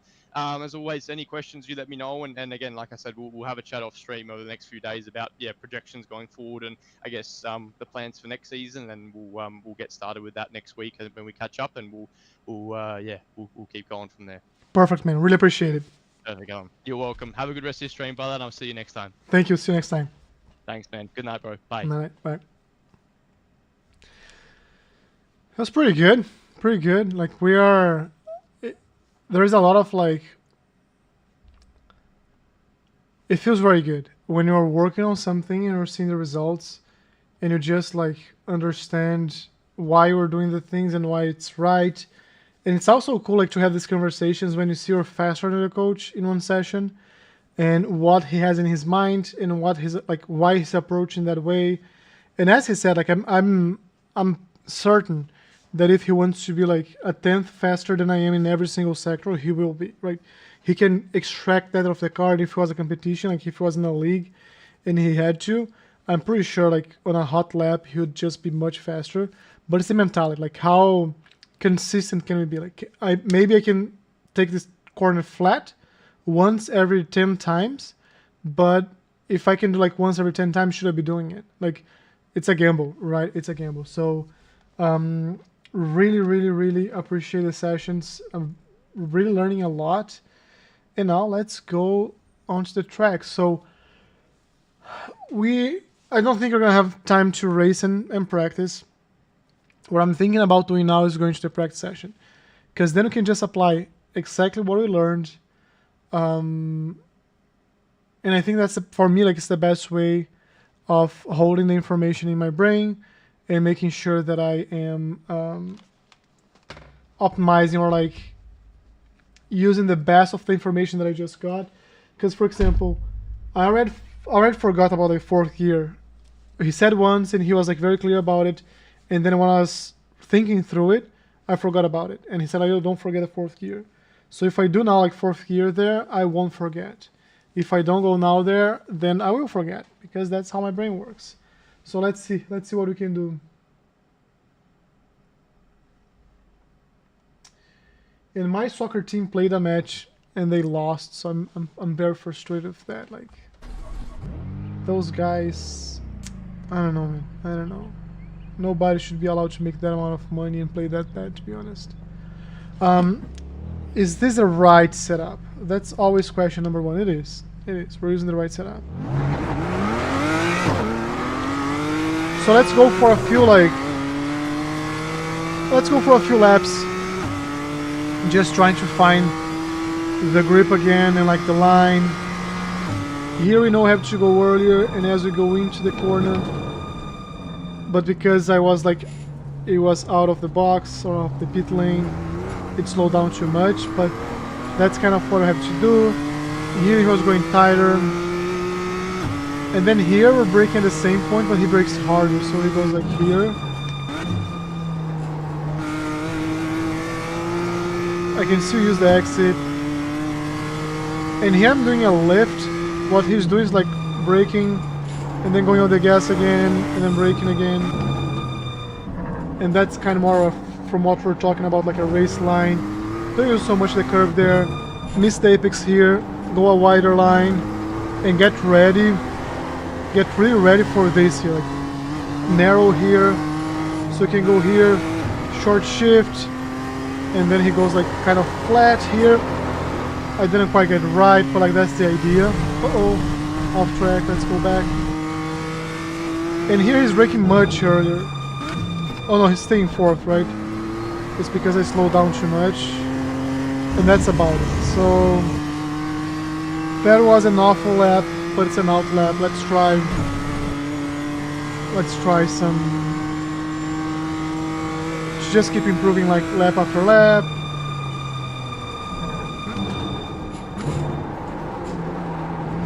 I could have done more, I think. Held just slightly longer.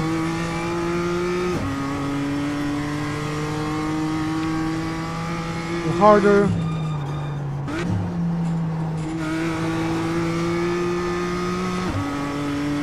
Yeah, we can make this work. We can make the 40% work for sure.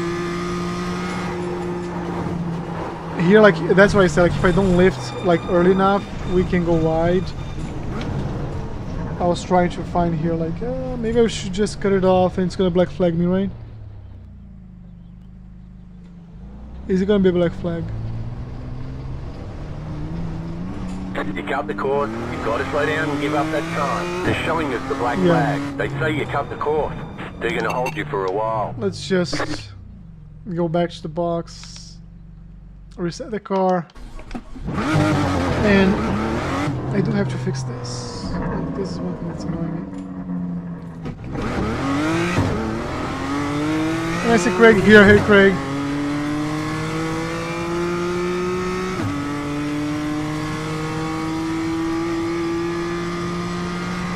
So now, because it's like out of the pit lane, we're gonna brake much later, which might as well be like a good practice for a race start. And here we go, 40%. Like you see, I could carry way more speed. I just didn't carry enough speed here.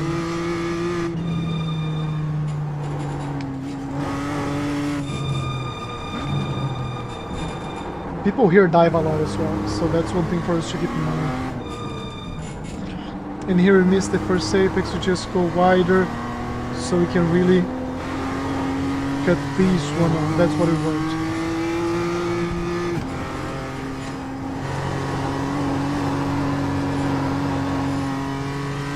We're gonna find this quick. We can do it fourth. If he can do it fourth, we can do it fourth. So early on the brakes here, stay on fourth. Go on the gas, use the exit. Maybe could have carried more speed here. But better than the previous one. Just Better set than the the previous fastest one. lap of the session. Let's now find like those 4 meters ahead here.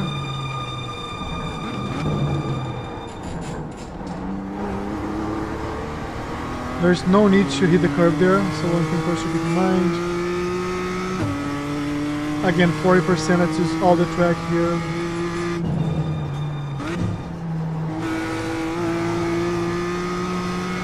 This is a good exit, this is a good exit. And here let's use the brakes. Open up here.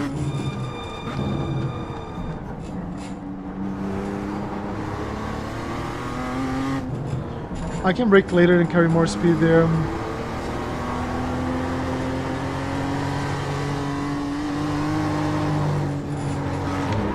Yeah. I'm trying to use like his line. It's gonna take trial and error. Let's just reset. Session best.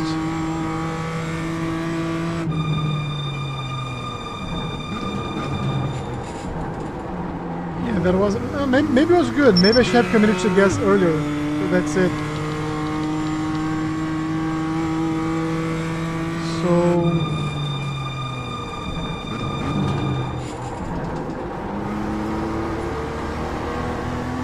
Let's see what this means. No, not okay. Not good. It's okay. Give us something to improve next lap.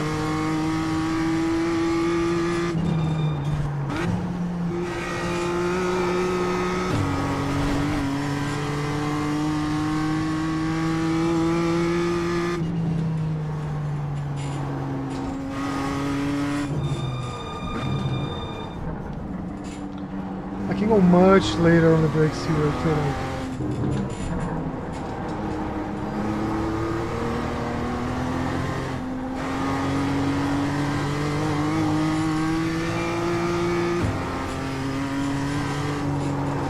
Yeah, like this going wide. So it's more like the managing the throttle. We have a few things to work. Like before we get fast, we are gonna get slow, which part of the game. Yeah, it's a trash lap.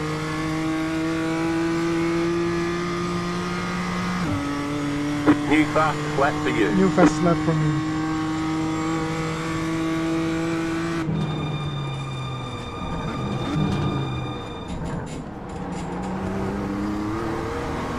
I feel this was more like what he was doing.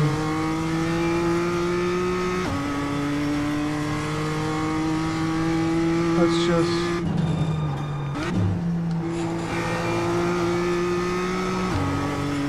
It's a great exit, it's a great exit.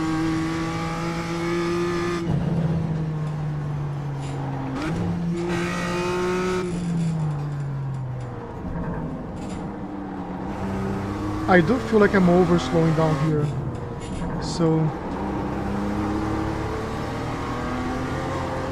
I still have to figure that out.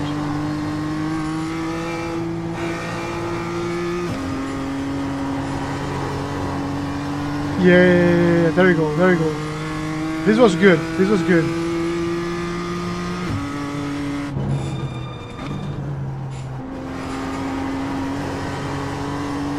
Like here, I can carry more speed. There's like 5% more speed that I can carry there. Just set your fastest lap of the session. Early and progressively.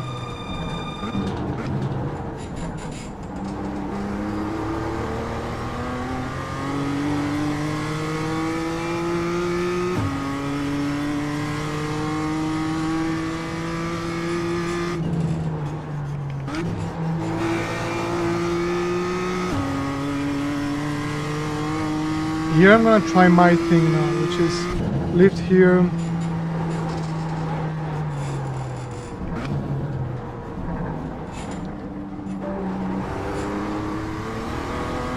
Uh-oh, something's going wrong. Something's going wrong. Hold on. Yeah. I guess hearing that, something's going wrong here. Let me reset the steering wheel. Let's reset the steering wheel. And just hold for a second, it has to reset. There you go. My base got weird. I don't know why. I know what's going on.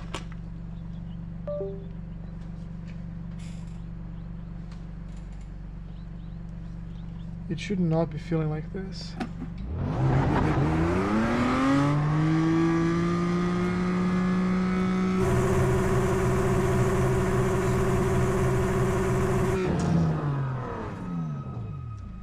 Alright, let me turn off my base.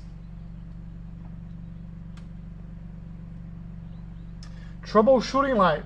It happens. It happens to everyone. So let's remove this cable here. And let's remove this cable here. This is the power. It's just... So, my rig is steel, not aluminum. So it's like tubes. And I think I have to tighten some screws here, some bolts here. So let's go U first. You're the power. Let it power up. That's what it looks like. Now it feels good. Okay. Let's connect to the computer.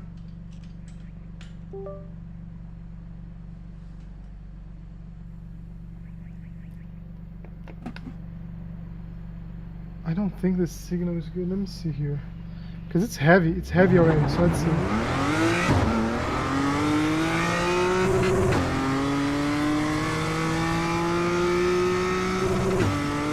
It's kind of feeling like it should feel.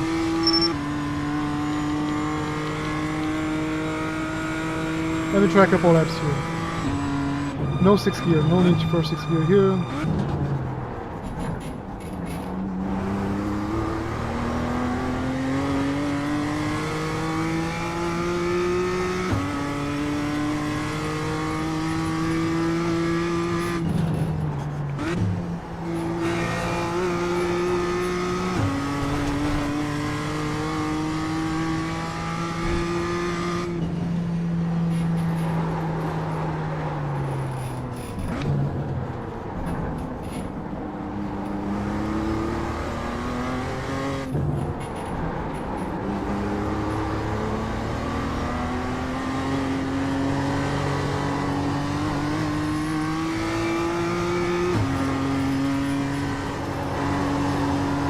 No, I have to lift. Like he does lift way more.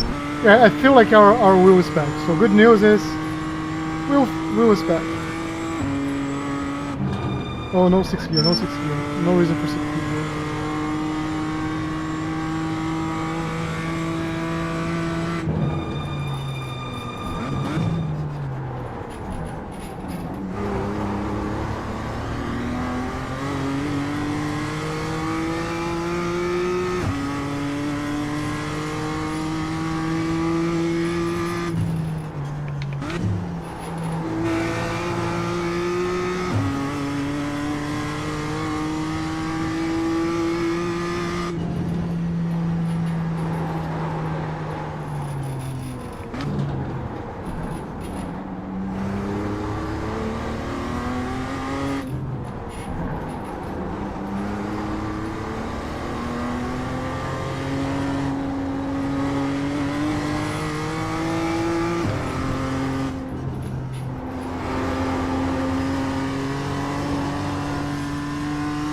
Gotta work on this axle.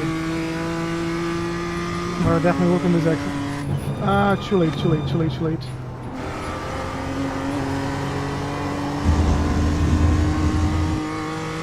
Okay, so I'm figuring out. We're figuring out. Trying to find a line here.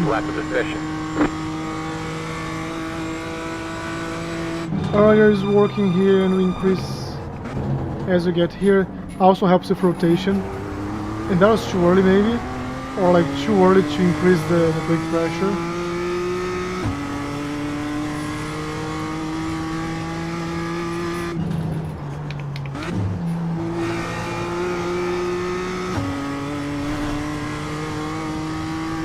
Let's try again here, so I lift here, let the car roll, get it straight, let it roll, let it roll, let it roll.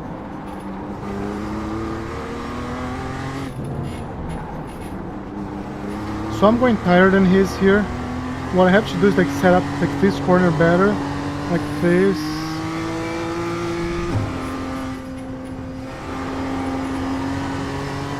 And if we're not using the curb here, it means we can carry more speed. But overall, good exit.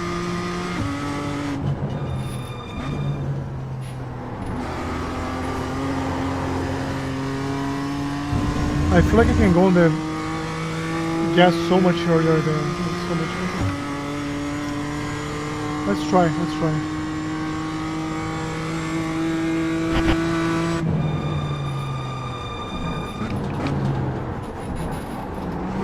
This is a corner that feels good. I'm using a lot of the exit here, but maybe I went too aggressively on the gas. But the initial rotation was very good.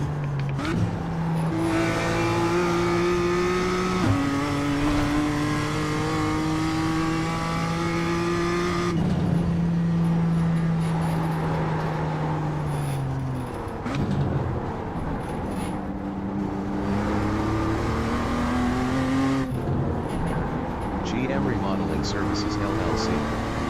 Said. FOI Descutaro Express LA Corridor.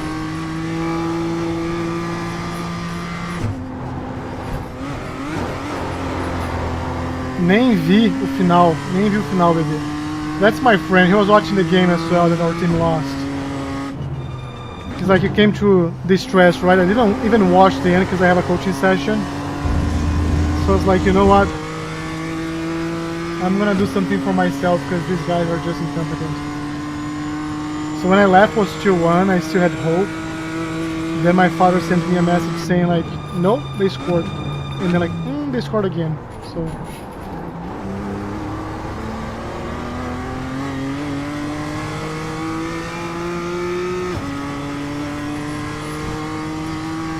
let's see if we can get this one to work.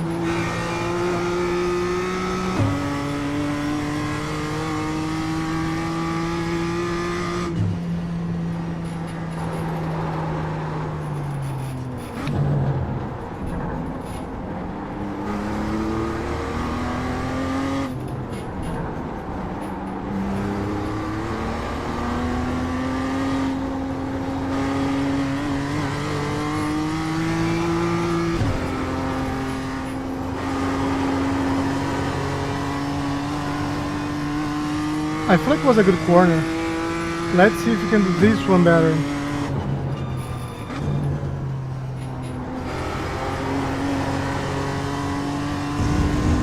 Did we? I don't think so, right?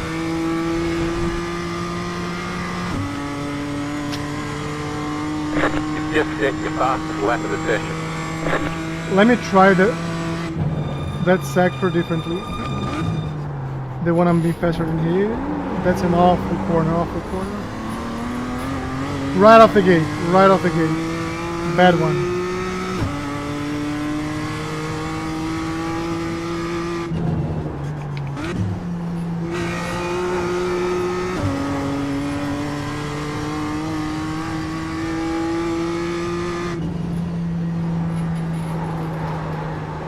Craig Walter.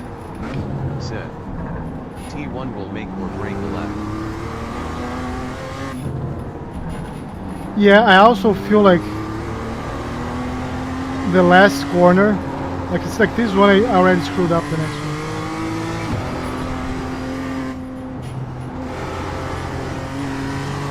Like this is super important. Like this corner here is what I think sets you up for success on this track. So here's going less brake pressure here. And like I'm not carrying enough speed, like I'm just not carrying enough speed, I can feel that.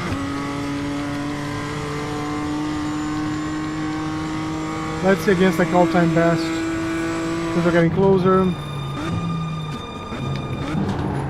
I was watching something I should not be watching, which was the gears. I got distracted, so let's do it again.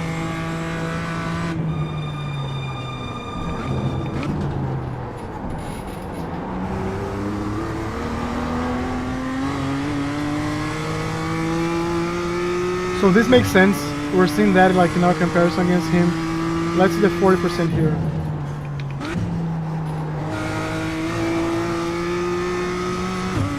If I'm doing 40%, I have to go on the gas earlier.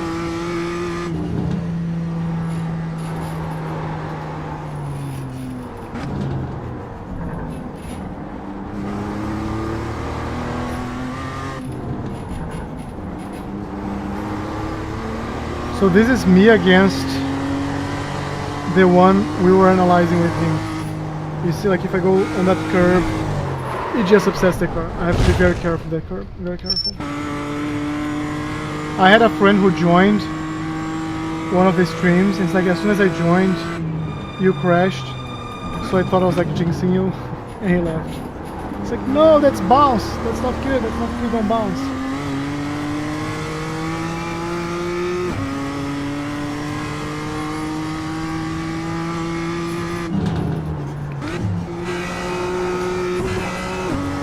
Maybe too early, right? But was a good try. Was a good try.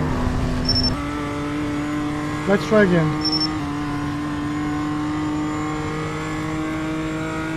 Maybe like less aggressive one, I guess.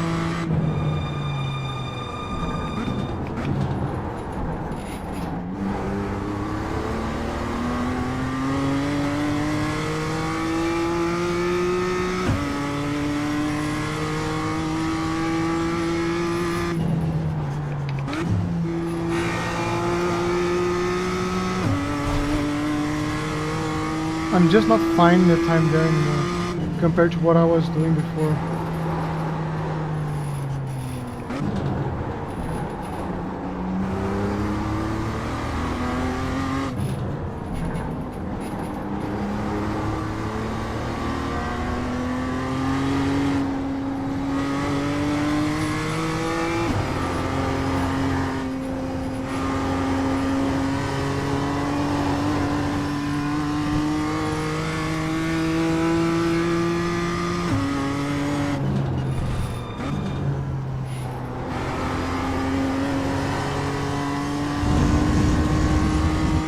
Solid exit. This was a solid exit. It was not a good sector, but like was a...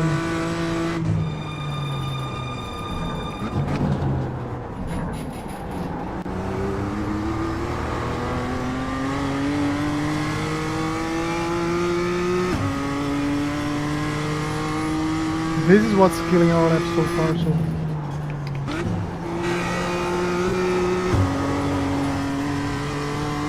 Maybe I should try to short shift there. Let's try.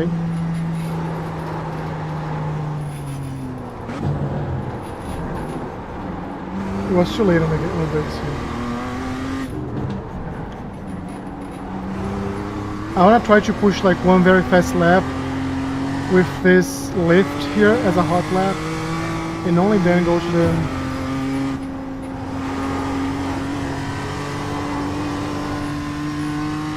Not good, not bad, average.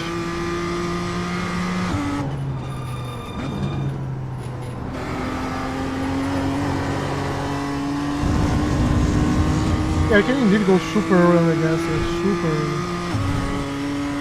Super early. Let's see.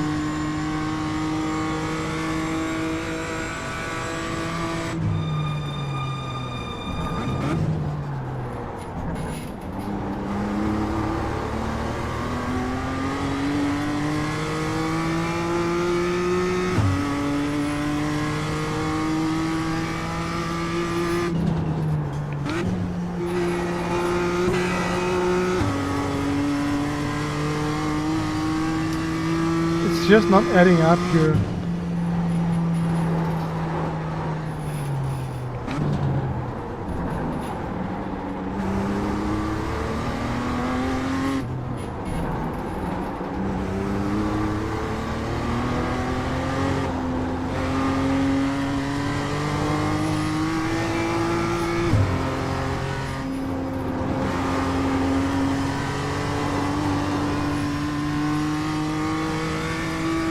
We're getting closer and closer to our fastest lap.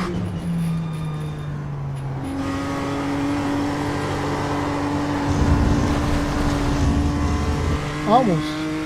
This was almost good. It doesn't feel like, but it was almost good. Let's just get a good exit here.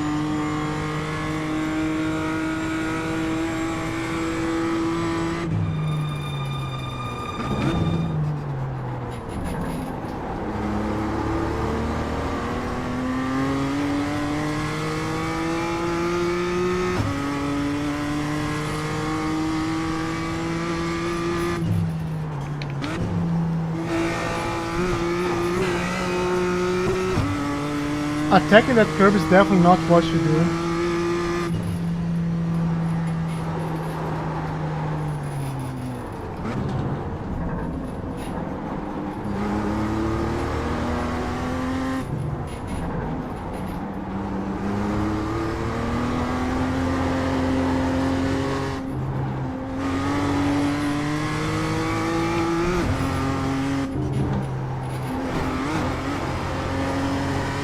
Okay, so right now I showed you guys exactly what not to do.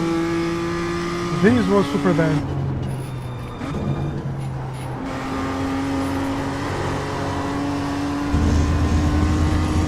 Solid, solid.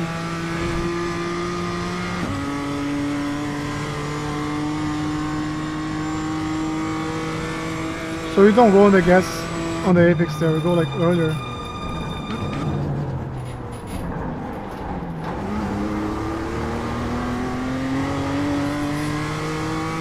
And I'm starting to learn how to read the delta every time.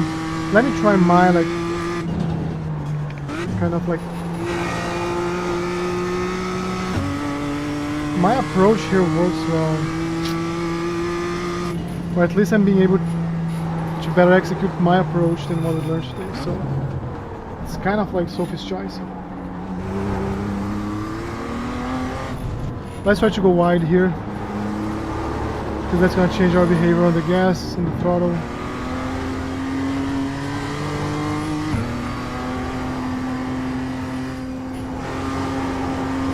This is what matters, like this is, if I can gain, like, if I can get more exit speed, that's what matters. I'm gonna go long, of course. It was obvious.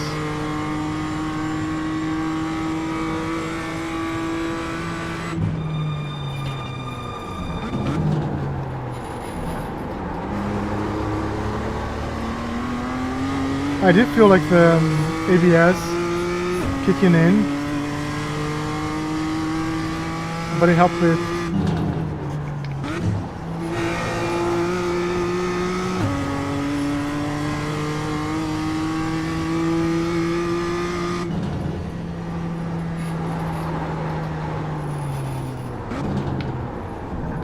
why it didn't count? Because we don't track the lap before? I think so.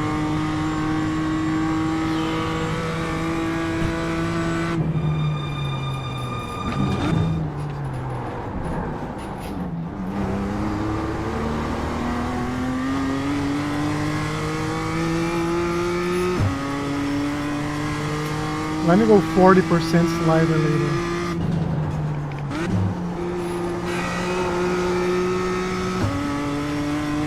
It works. Later works. It might be like where the grip is, like what it was for him and it is for me. It's very, very hard to get track temp exactly the same here in iRacing. Even if it's static weather.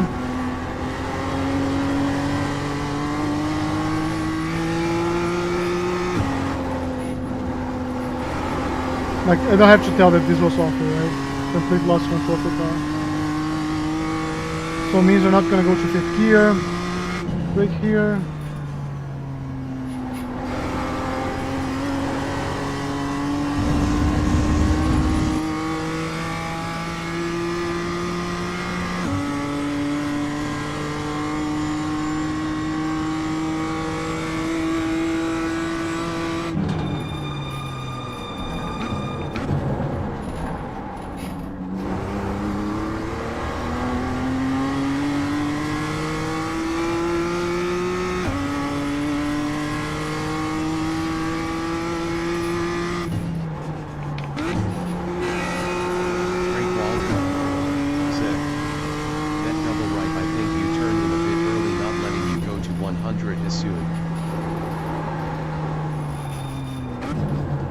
Which one? This one?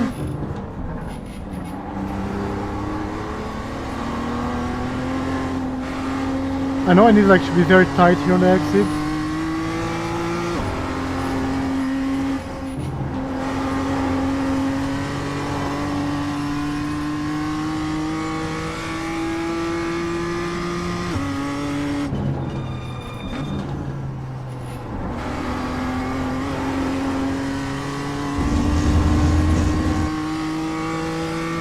I feel like I can carry way more speed here. I don't think it's quite this. Let's see.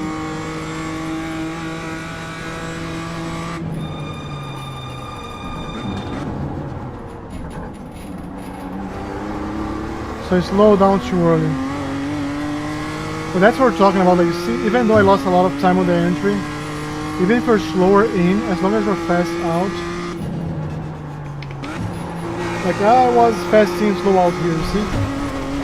The opposite. Nothing's worse than being like slow out.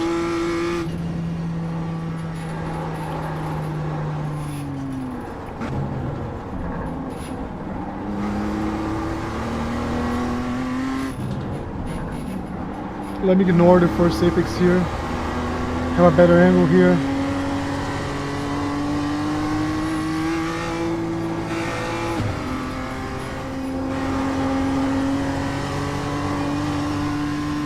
I feel like this is a solid exit here. And here you go on the brakes. I don't remember like the percentage though. Like you see like how much more space I have on the outside I can use. Maybe slightly early on the gas. I want to do at least 116 here.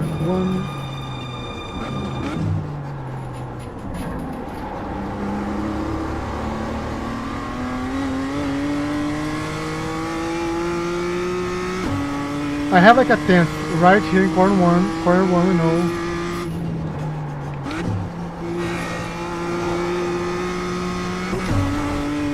Nope, no bueno.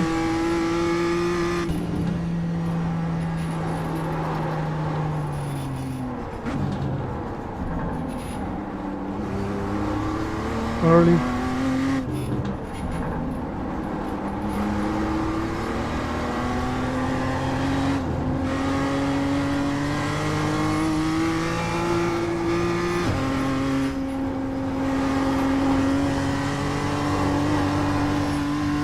Yeah, like this extra slide killed my speed.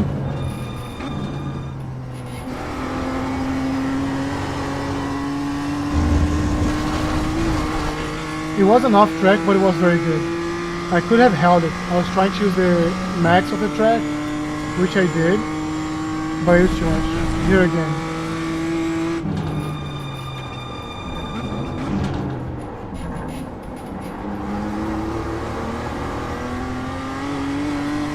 So it's like I lost 2.5 tenths on the entry, but the exit was so good I recovered like almost at all.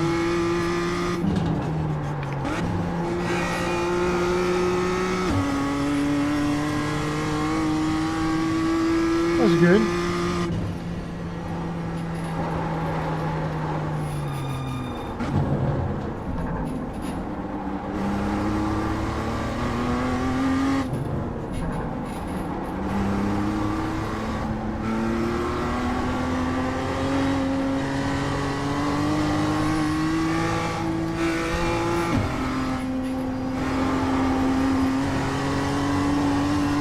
Good. This felt good. This felt good.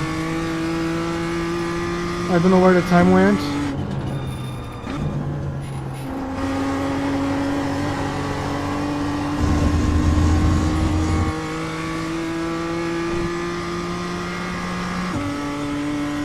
That was your fastest lap of the session. 16.9. That's a good one. Let's keep pushing.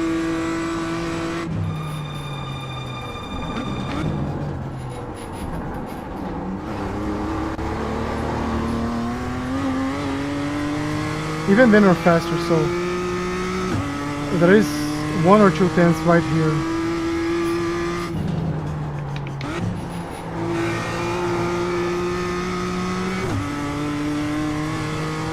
I'm really trying to make the 40% work here. Let me try to go back to 30.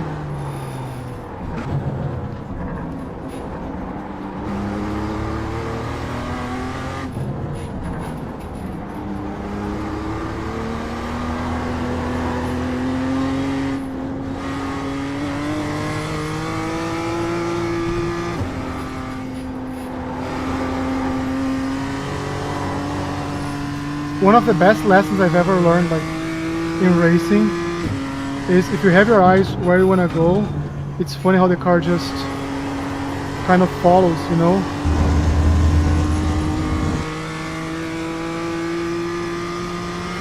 We are improving the accident. We're definitely improving.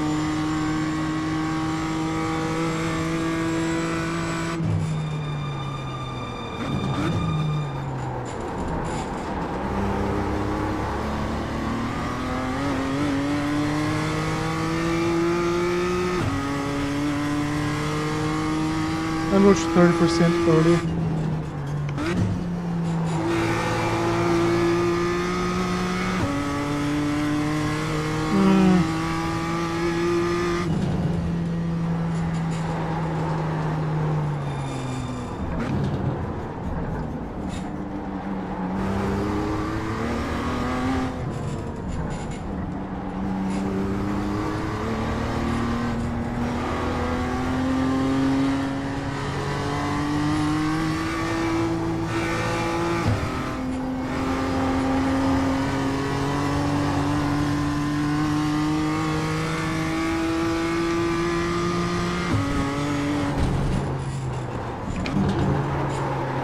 Touch the grass, touch the grass.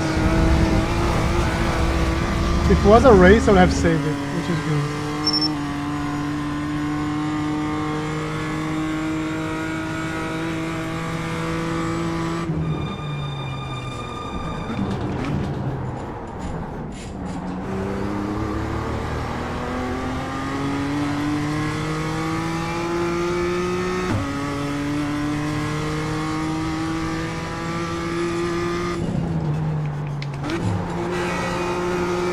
No, too much wheel. Like, if we're turning the car like this, like I was, I'm just destroying the front wheels.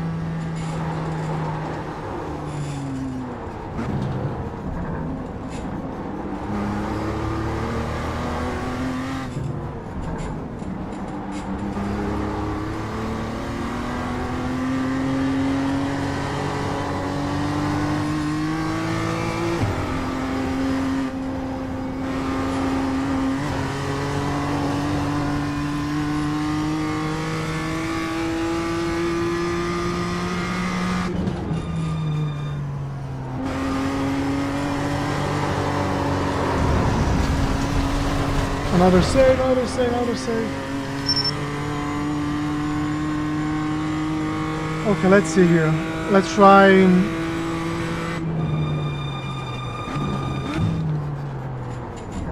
Let's just try to stay like under 17. Just a different mentality right now. We have another 15 minutes, so maybe another 10 laps, 15 laps.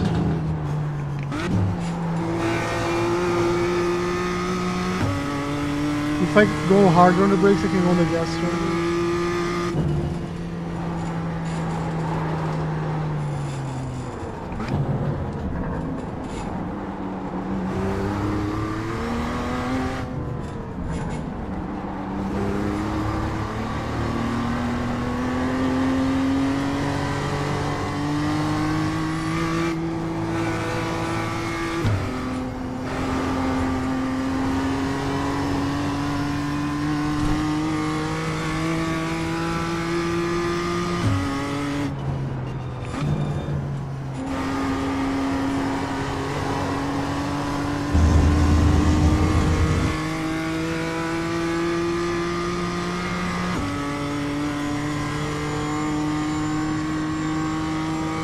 Okay, let's try again. Without pushing too hard, our goal is to stay like under 17. For like 5 consecutive laps. Let's see if we can do that.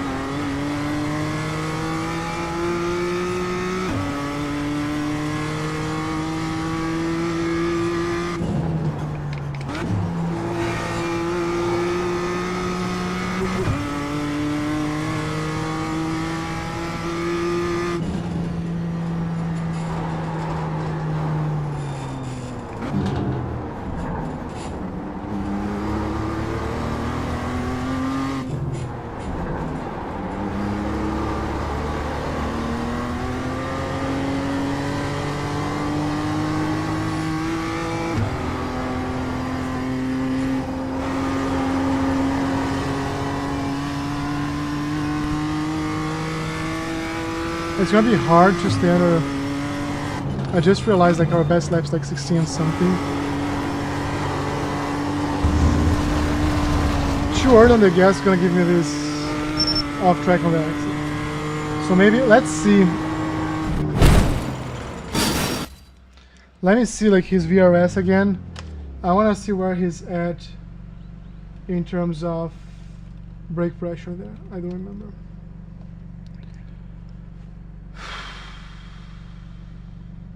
We had like a 16.9, that's good.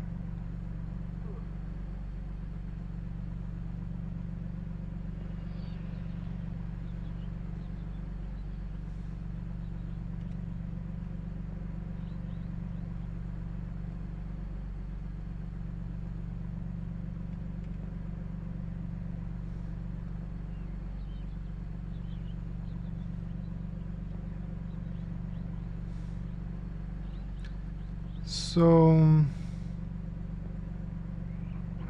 now I'm braking too early. So he brakes later, makes sense. He goes 50%, slower 50% on trails. So let's try this. Let's try slightly later. That is a here versus here. Why don't I have like the distance here? 2590 versus, so 20 meters. 20 meters like 4 cars. 5 cars, maybe more. I don't know. But I get significantly later. It's significantly later. And I'm going so early on the gas here. But then I'm going the wrong direction. And I'm like having more exit speed. But I'm just losing so much time here. Okay, so we know what to do. Let's do it.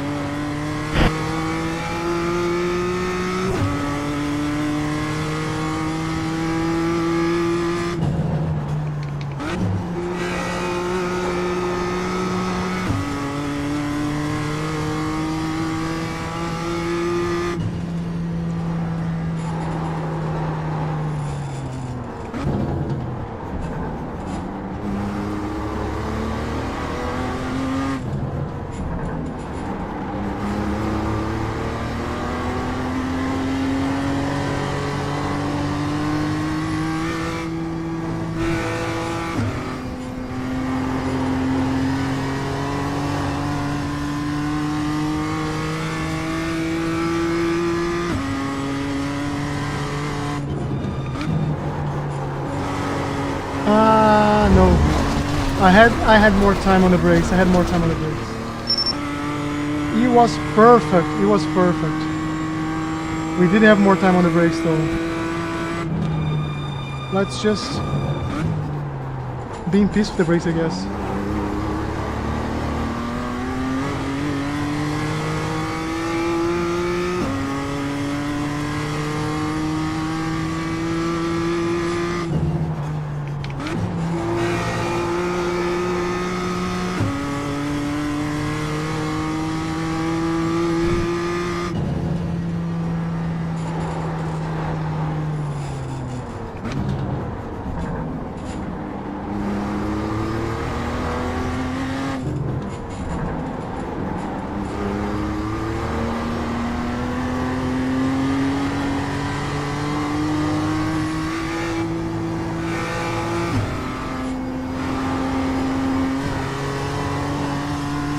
Not my best work of art, but it's still good.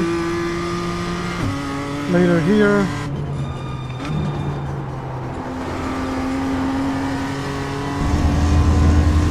Yes, yes, yes, that was good, that was good. Come on, come on, come on, fastest. That was your fastest lap of the session. It didn't count for some reason, but it was the fastest, so.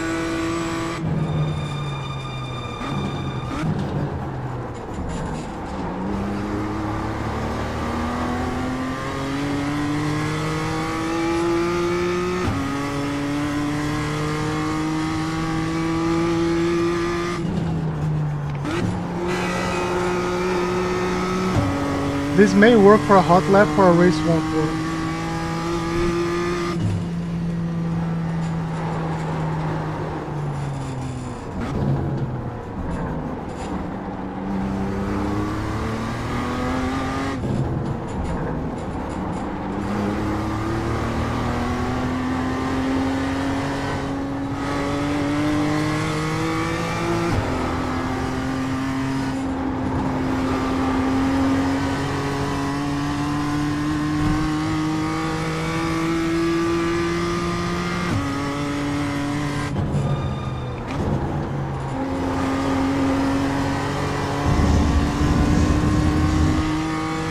Awesome, awesome. This was perfect. We're down to 16.7. Lap of the session. We're already a tenth faster than we were before.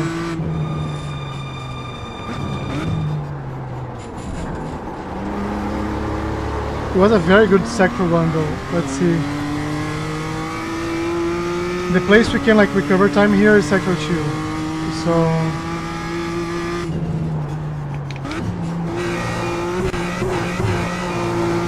like you see, this type of thing may work on a hot lap, but it's hard to be consistent for a race.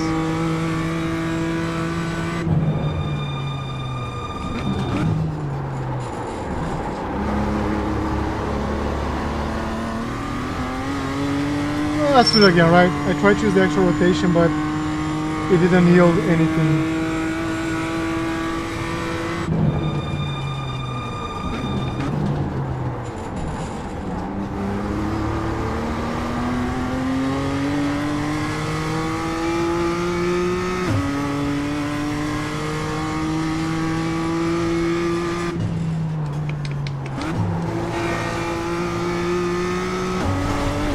Oh, it's an off track.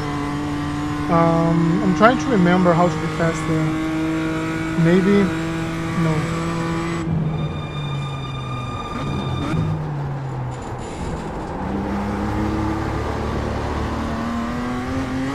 Fast in, slow out. That's the worst punishment you can have. Fast in, slow out.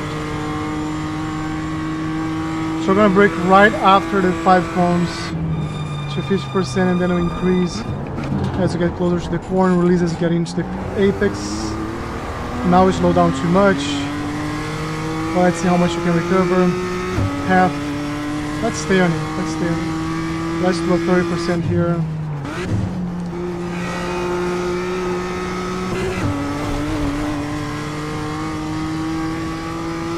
Still lost some.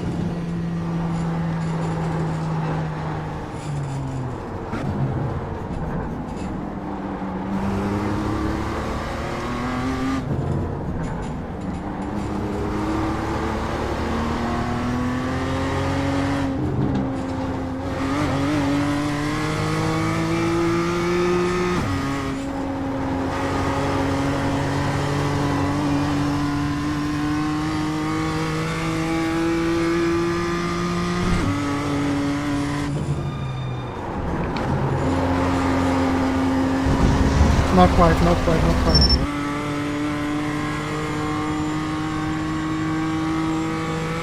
Can we improve our time? How close to 16.4 can we get?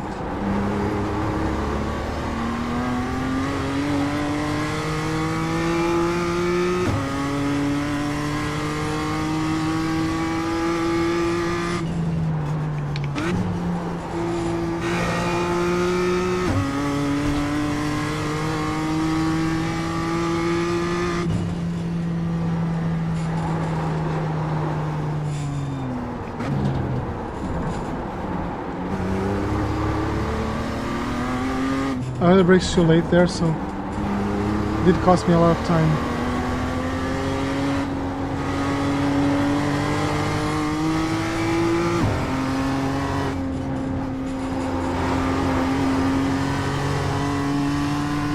Okay, okay.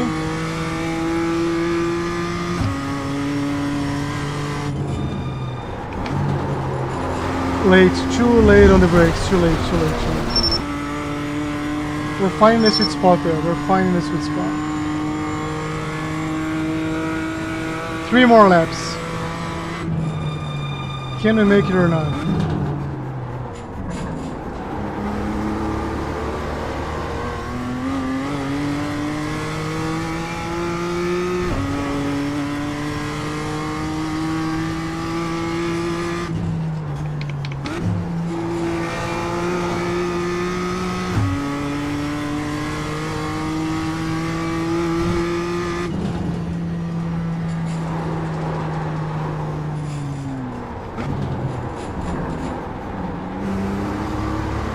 I have to do like, I'm trying to brake later there to see if I can recover some time, but it's too late.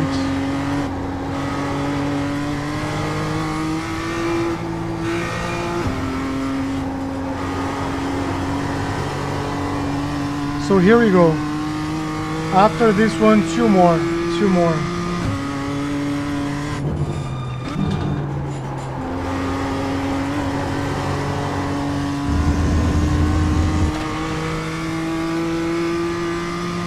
Wasn't bad.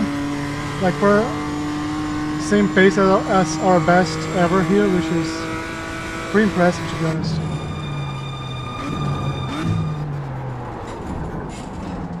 Slow down too much. How I know I slow down too much? I hit the curb.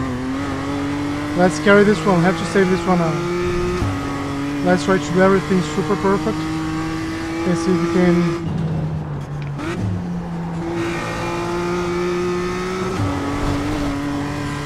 Yeah, if that wasn't perfect at all. Lift here.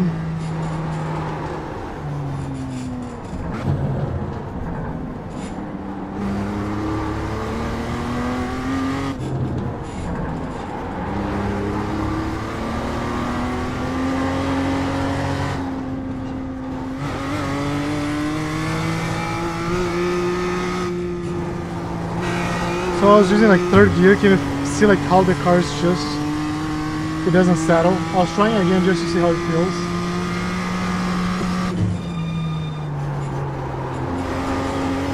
This exit's super important. Let's see if we can get it right. We did. So now our last lap, ladies and gentlemen. Let's get rid of the delta. So we fully focus on the lap ahead of us. Don't worry about the delta. We cannot work on the delta, we can work on the track.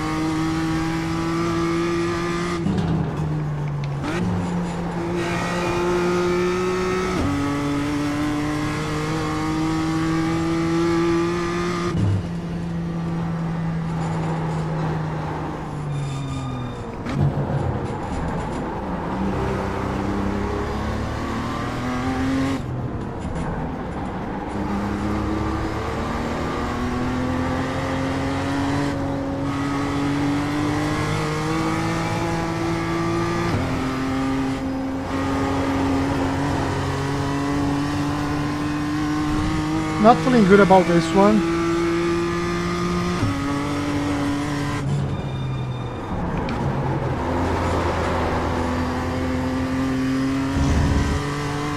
Let's see how it goes. Yeah, was good until sector 3. I lied when I said that was the last one, this last one. Just one more. I used to visit my mom a lot. Okay, mom, just one more. And she still makes fun of me, so... Let's own it. Good exit.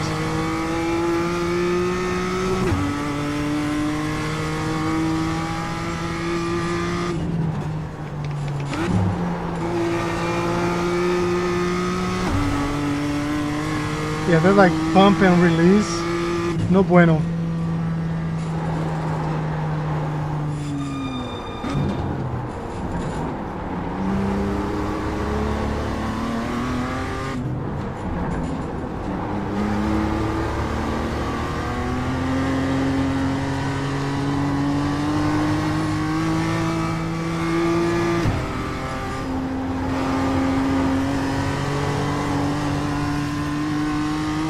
Good sector 2.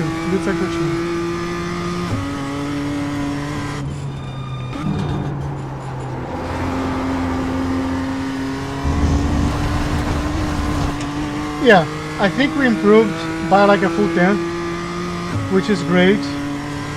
We can improve more. I feel like we can. Like we're almost there. Almost there. Almost there. Oops. We're almost there. So good session today. We had a coaching session with Gianni. We did have a very good lap here. Very, very good lap. So let's close it all. Let's go to VRS.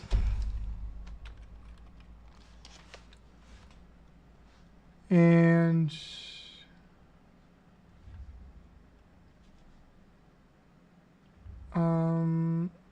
analyze line. Let's use Gianni's.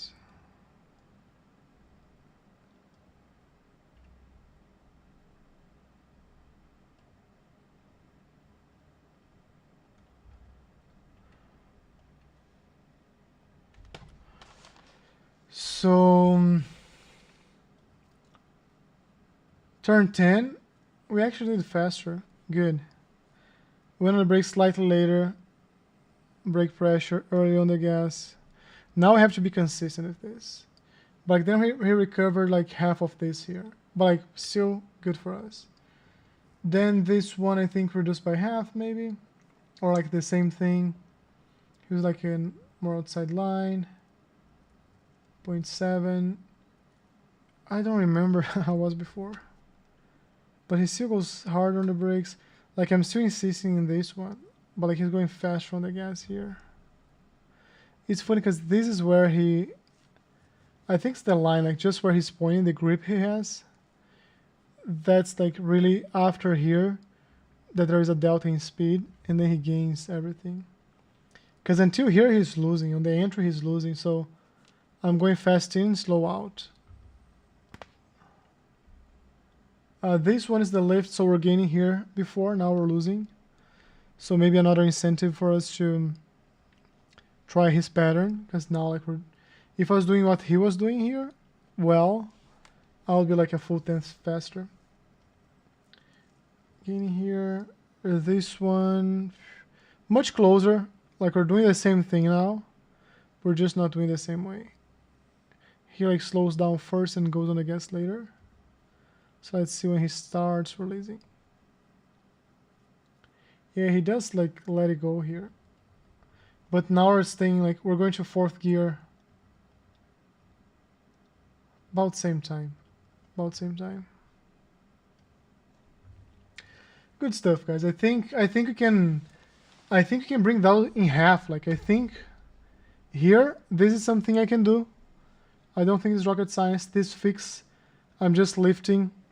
I can change this pattern and really like the time gain, it's 127. So from where I lift to where we both brake,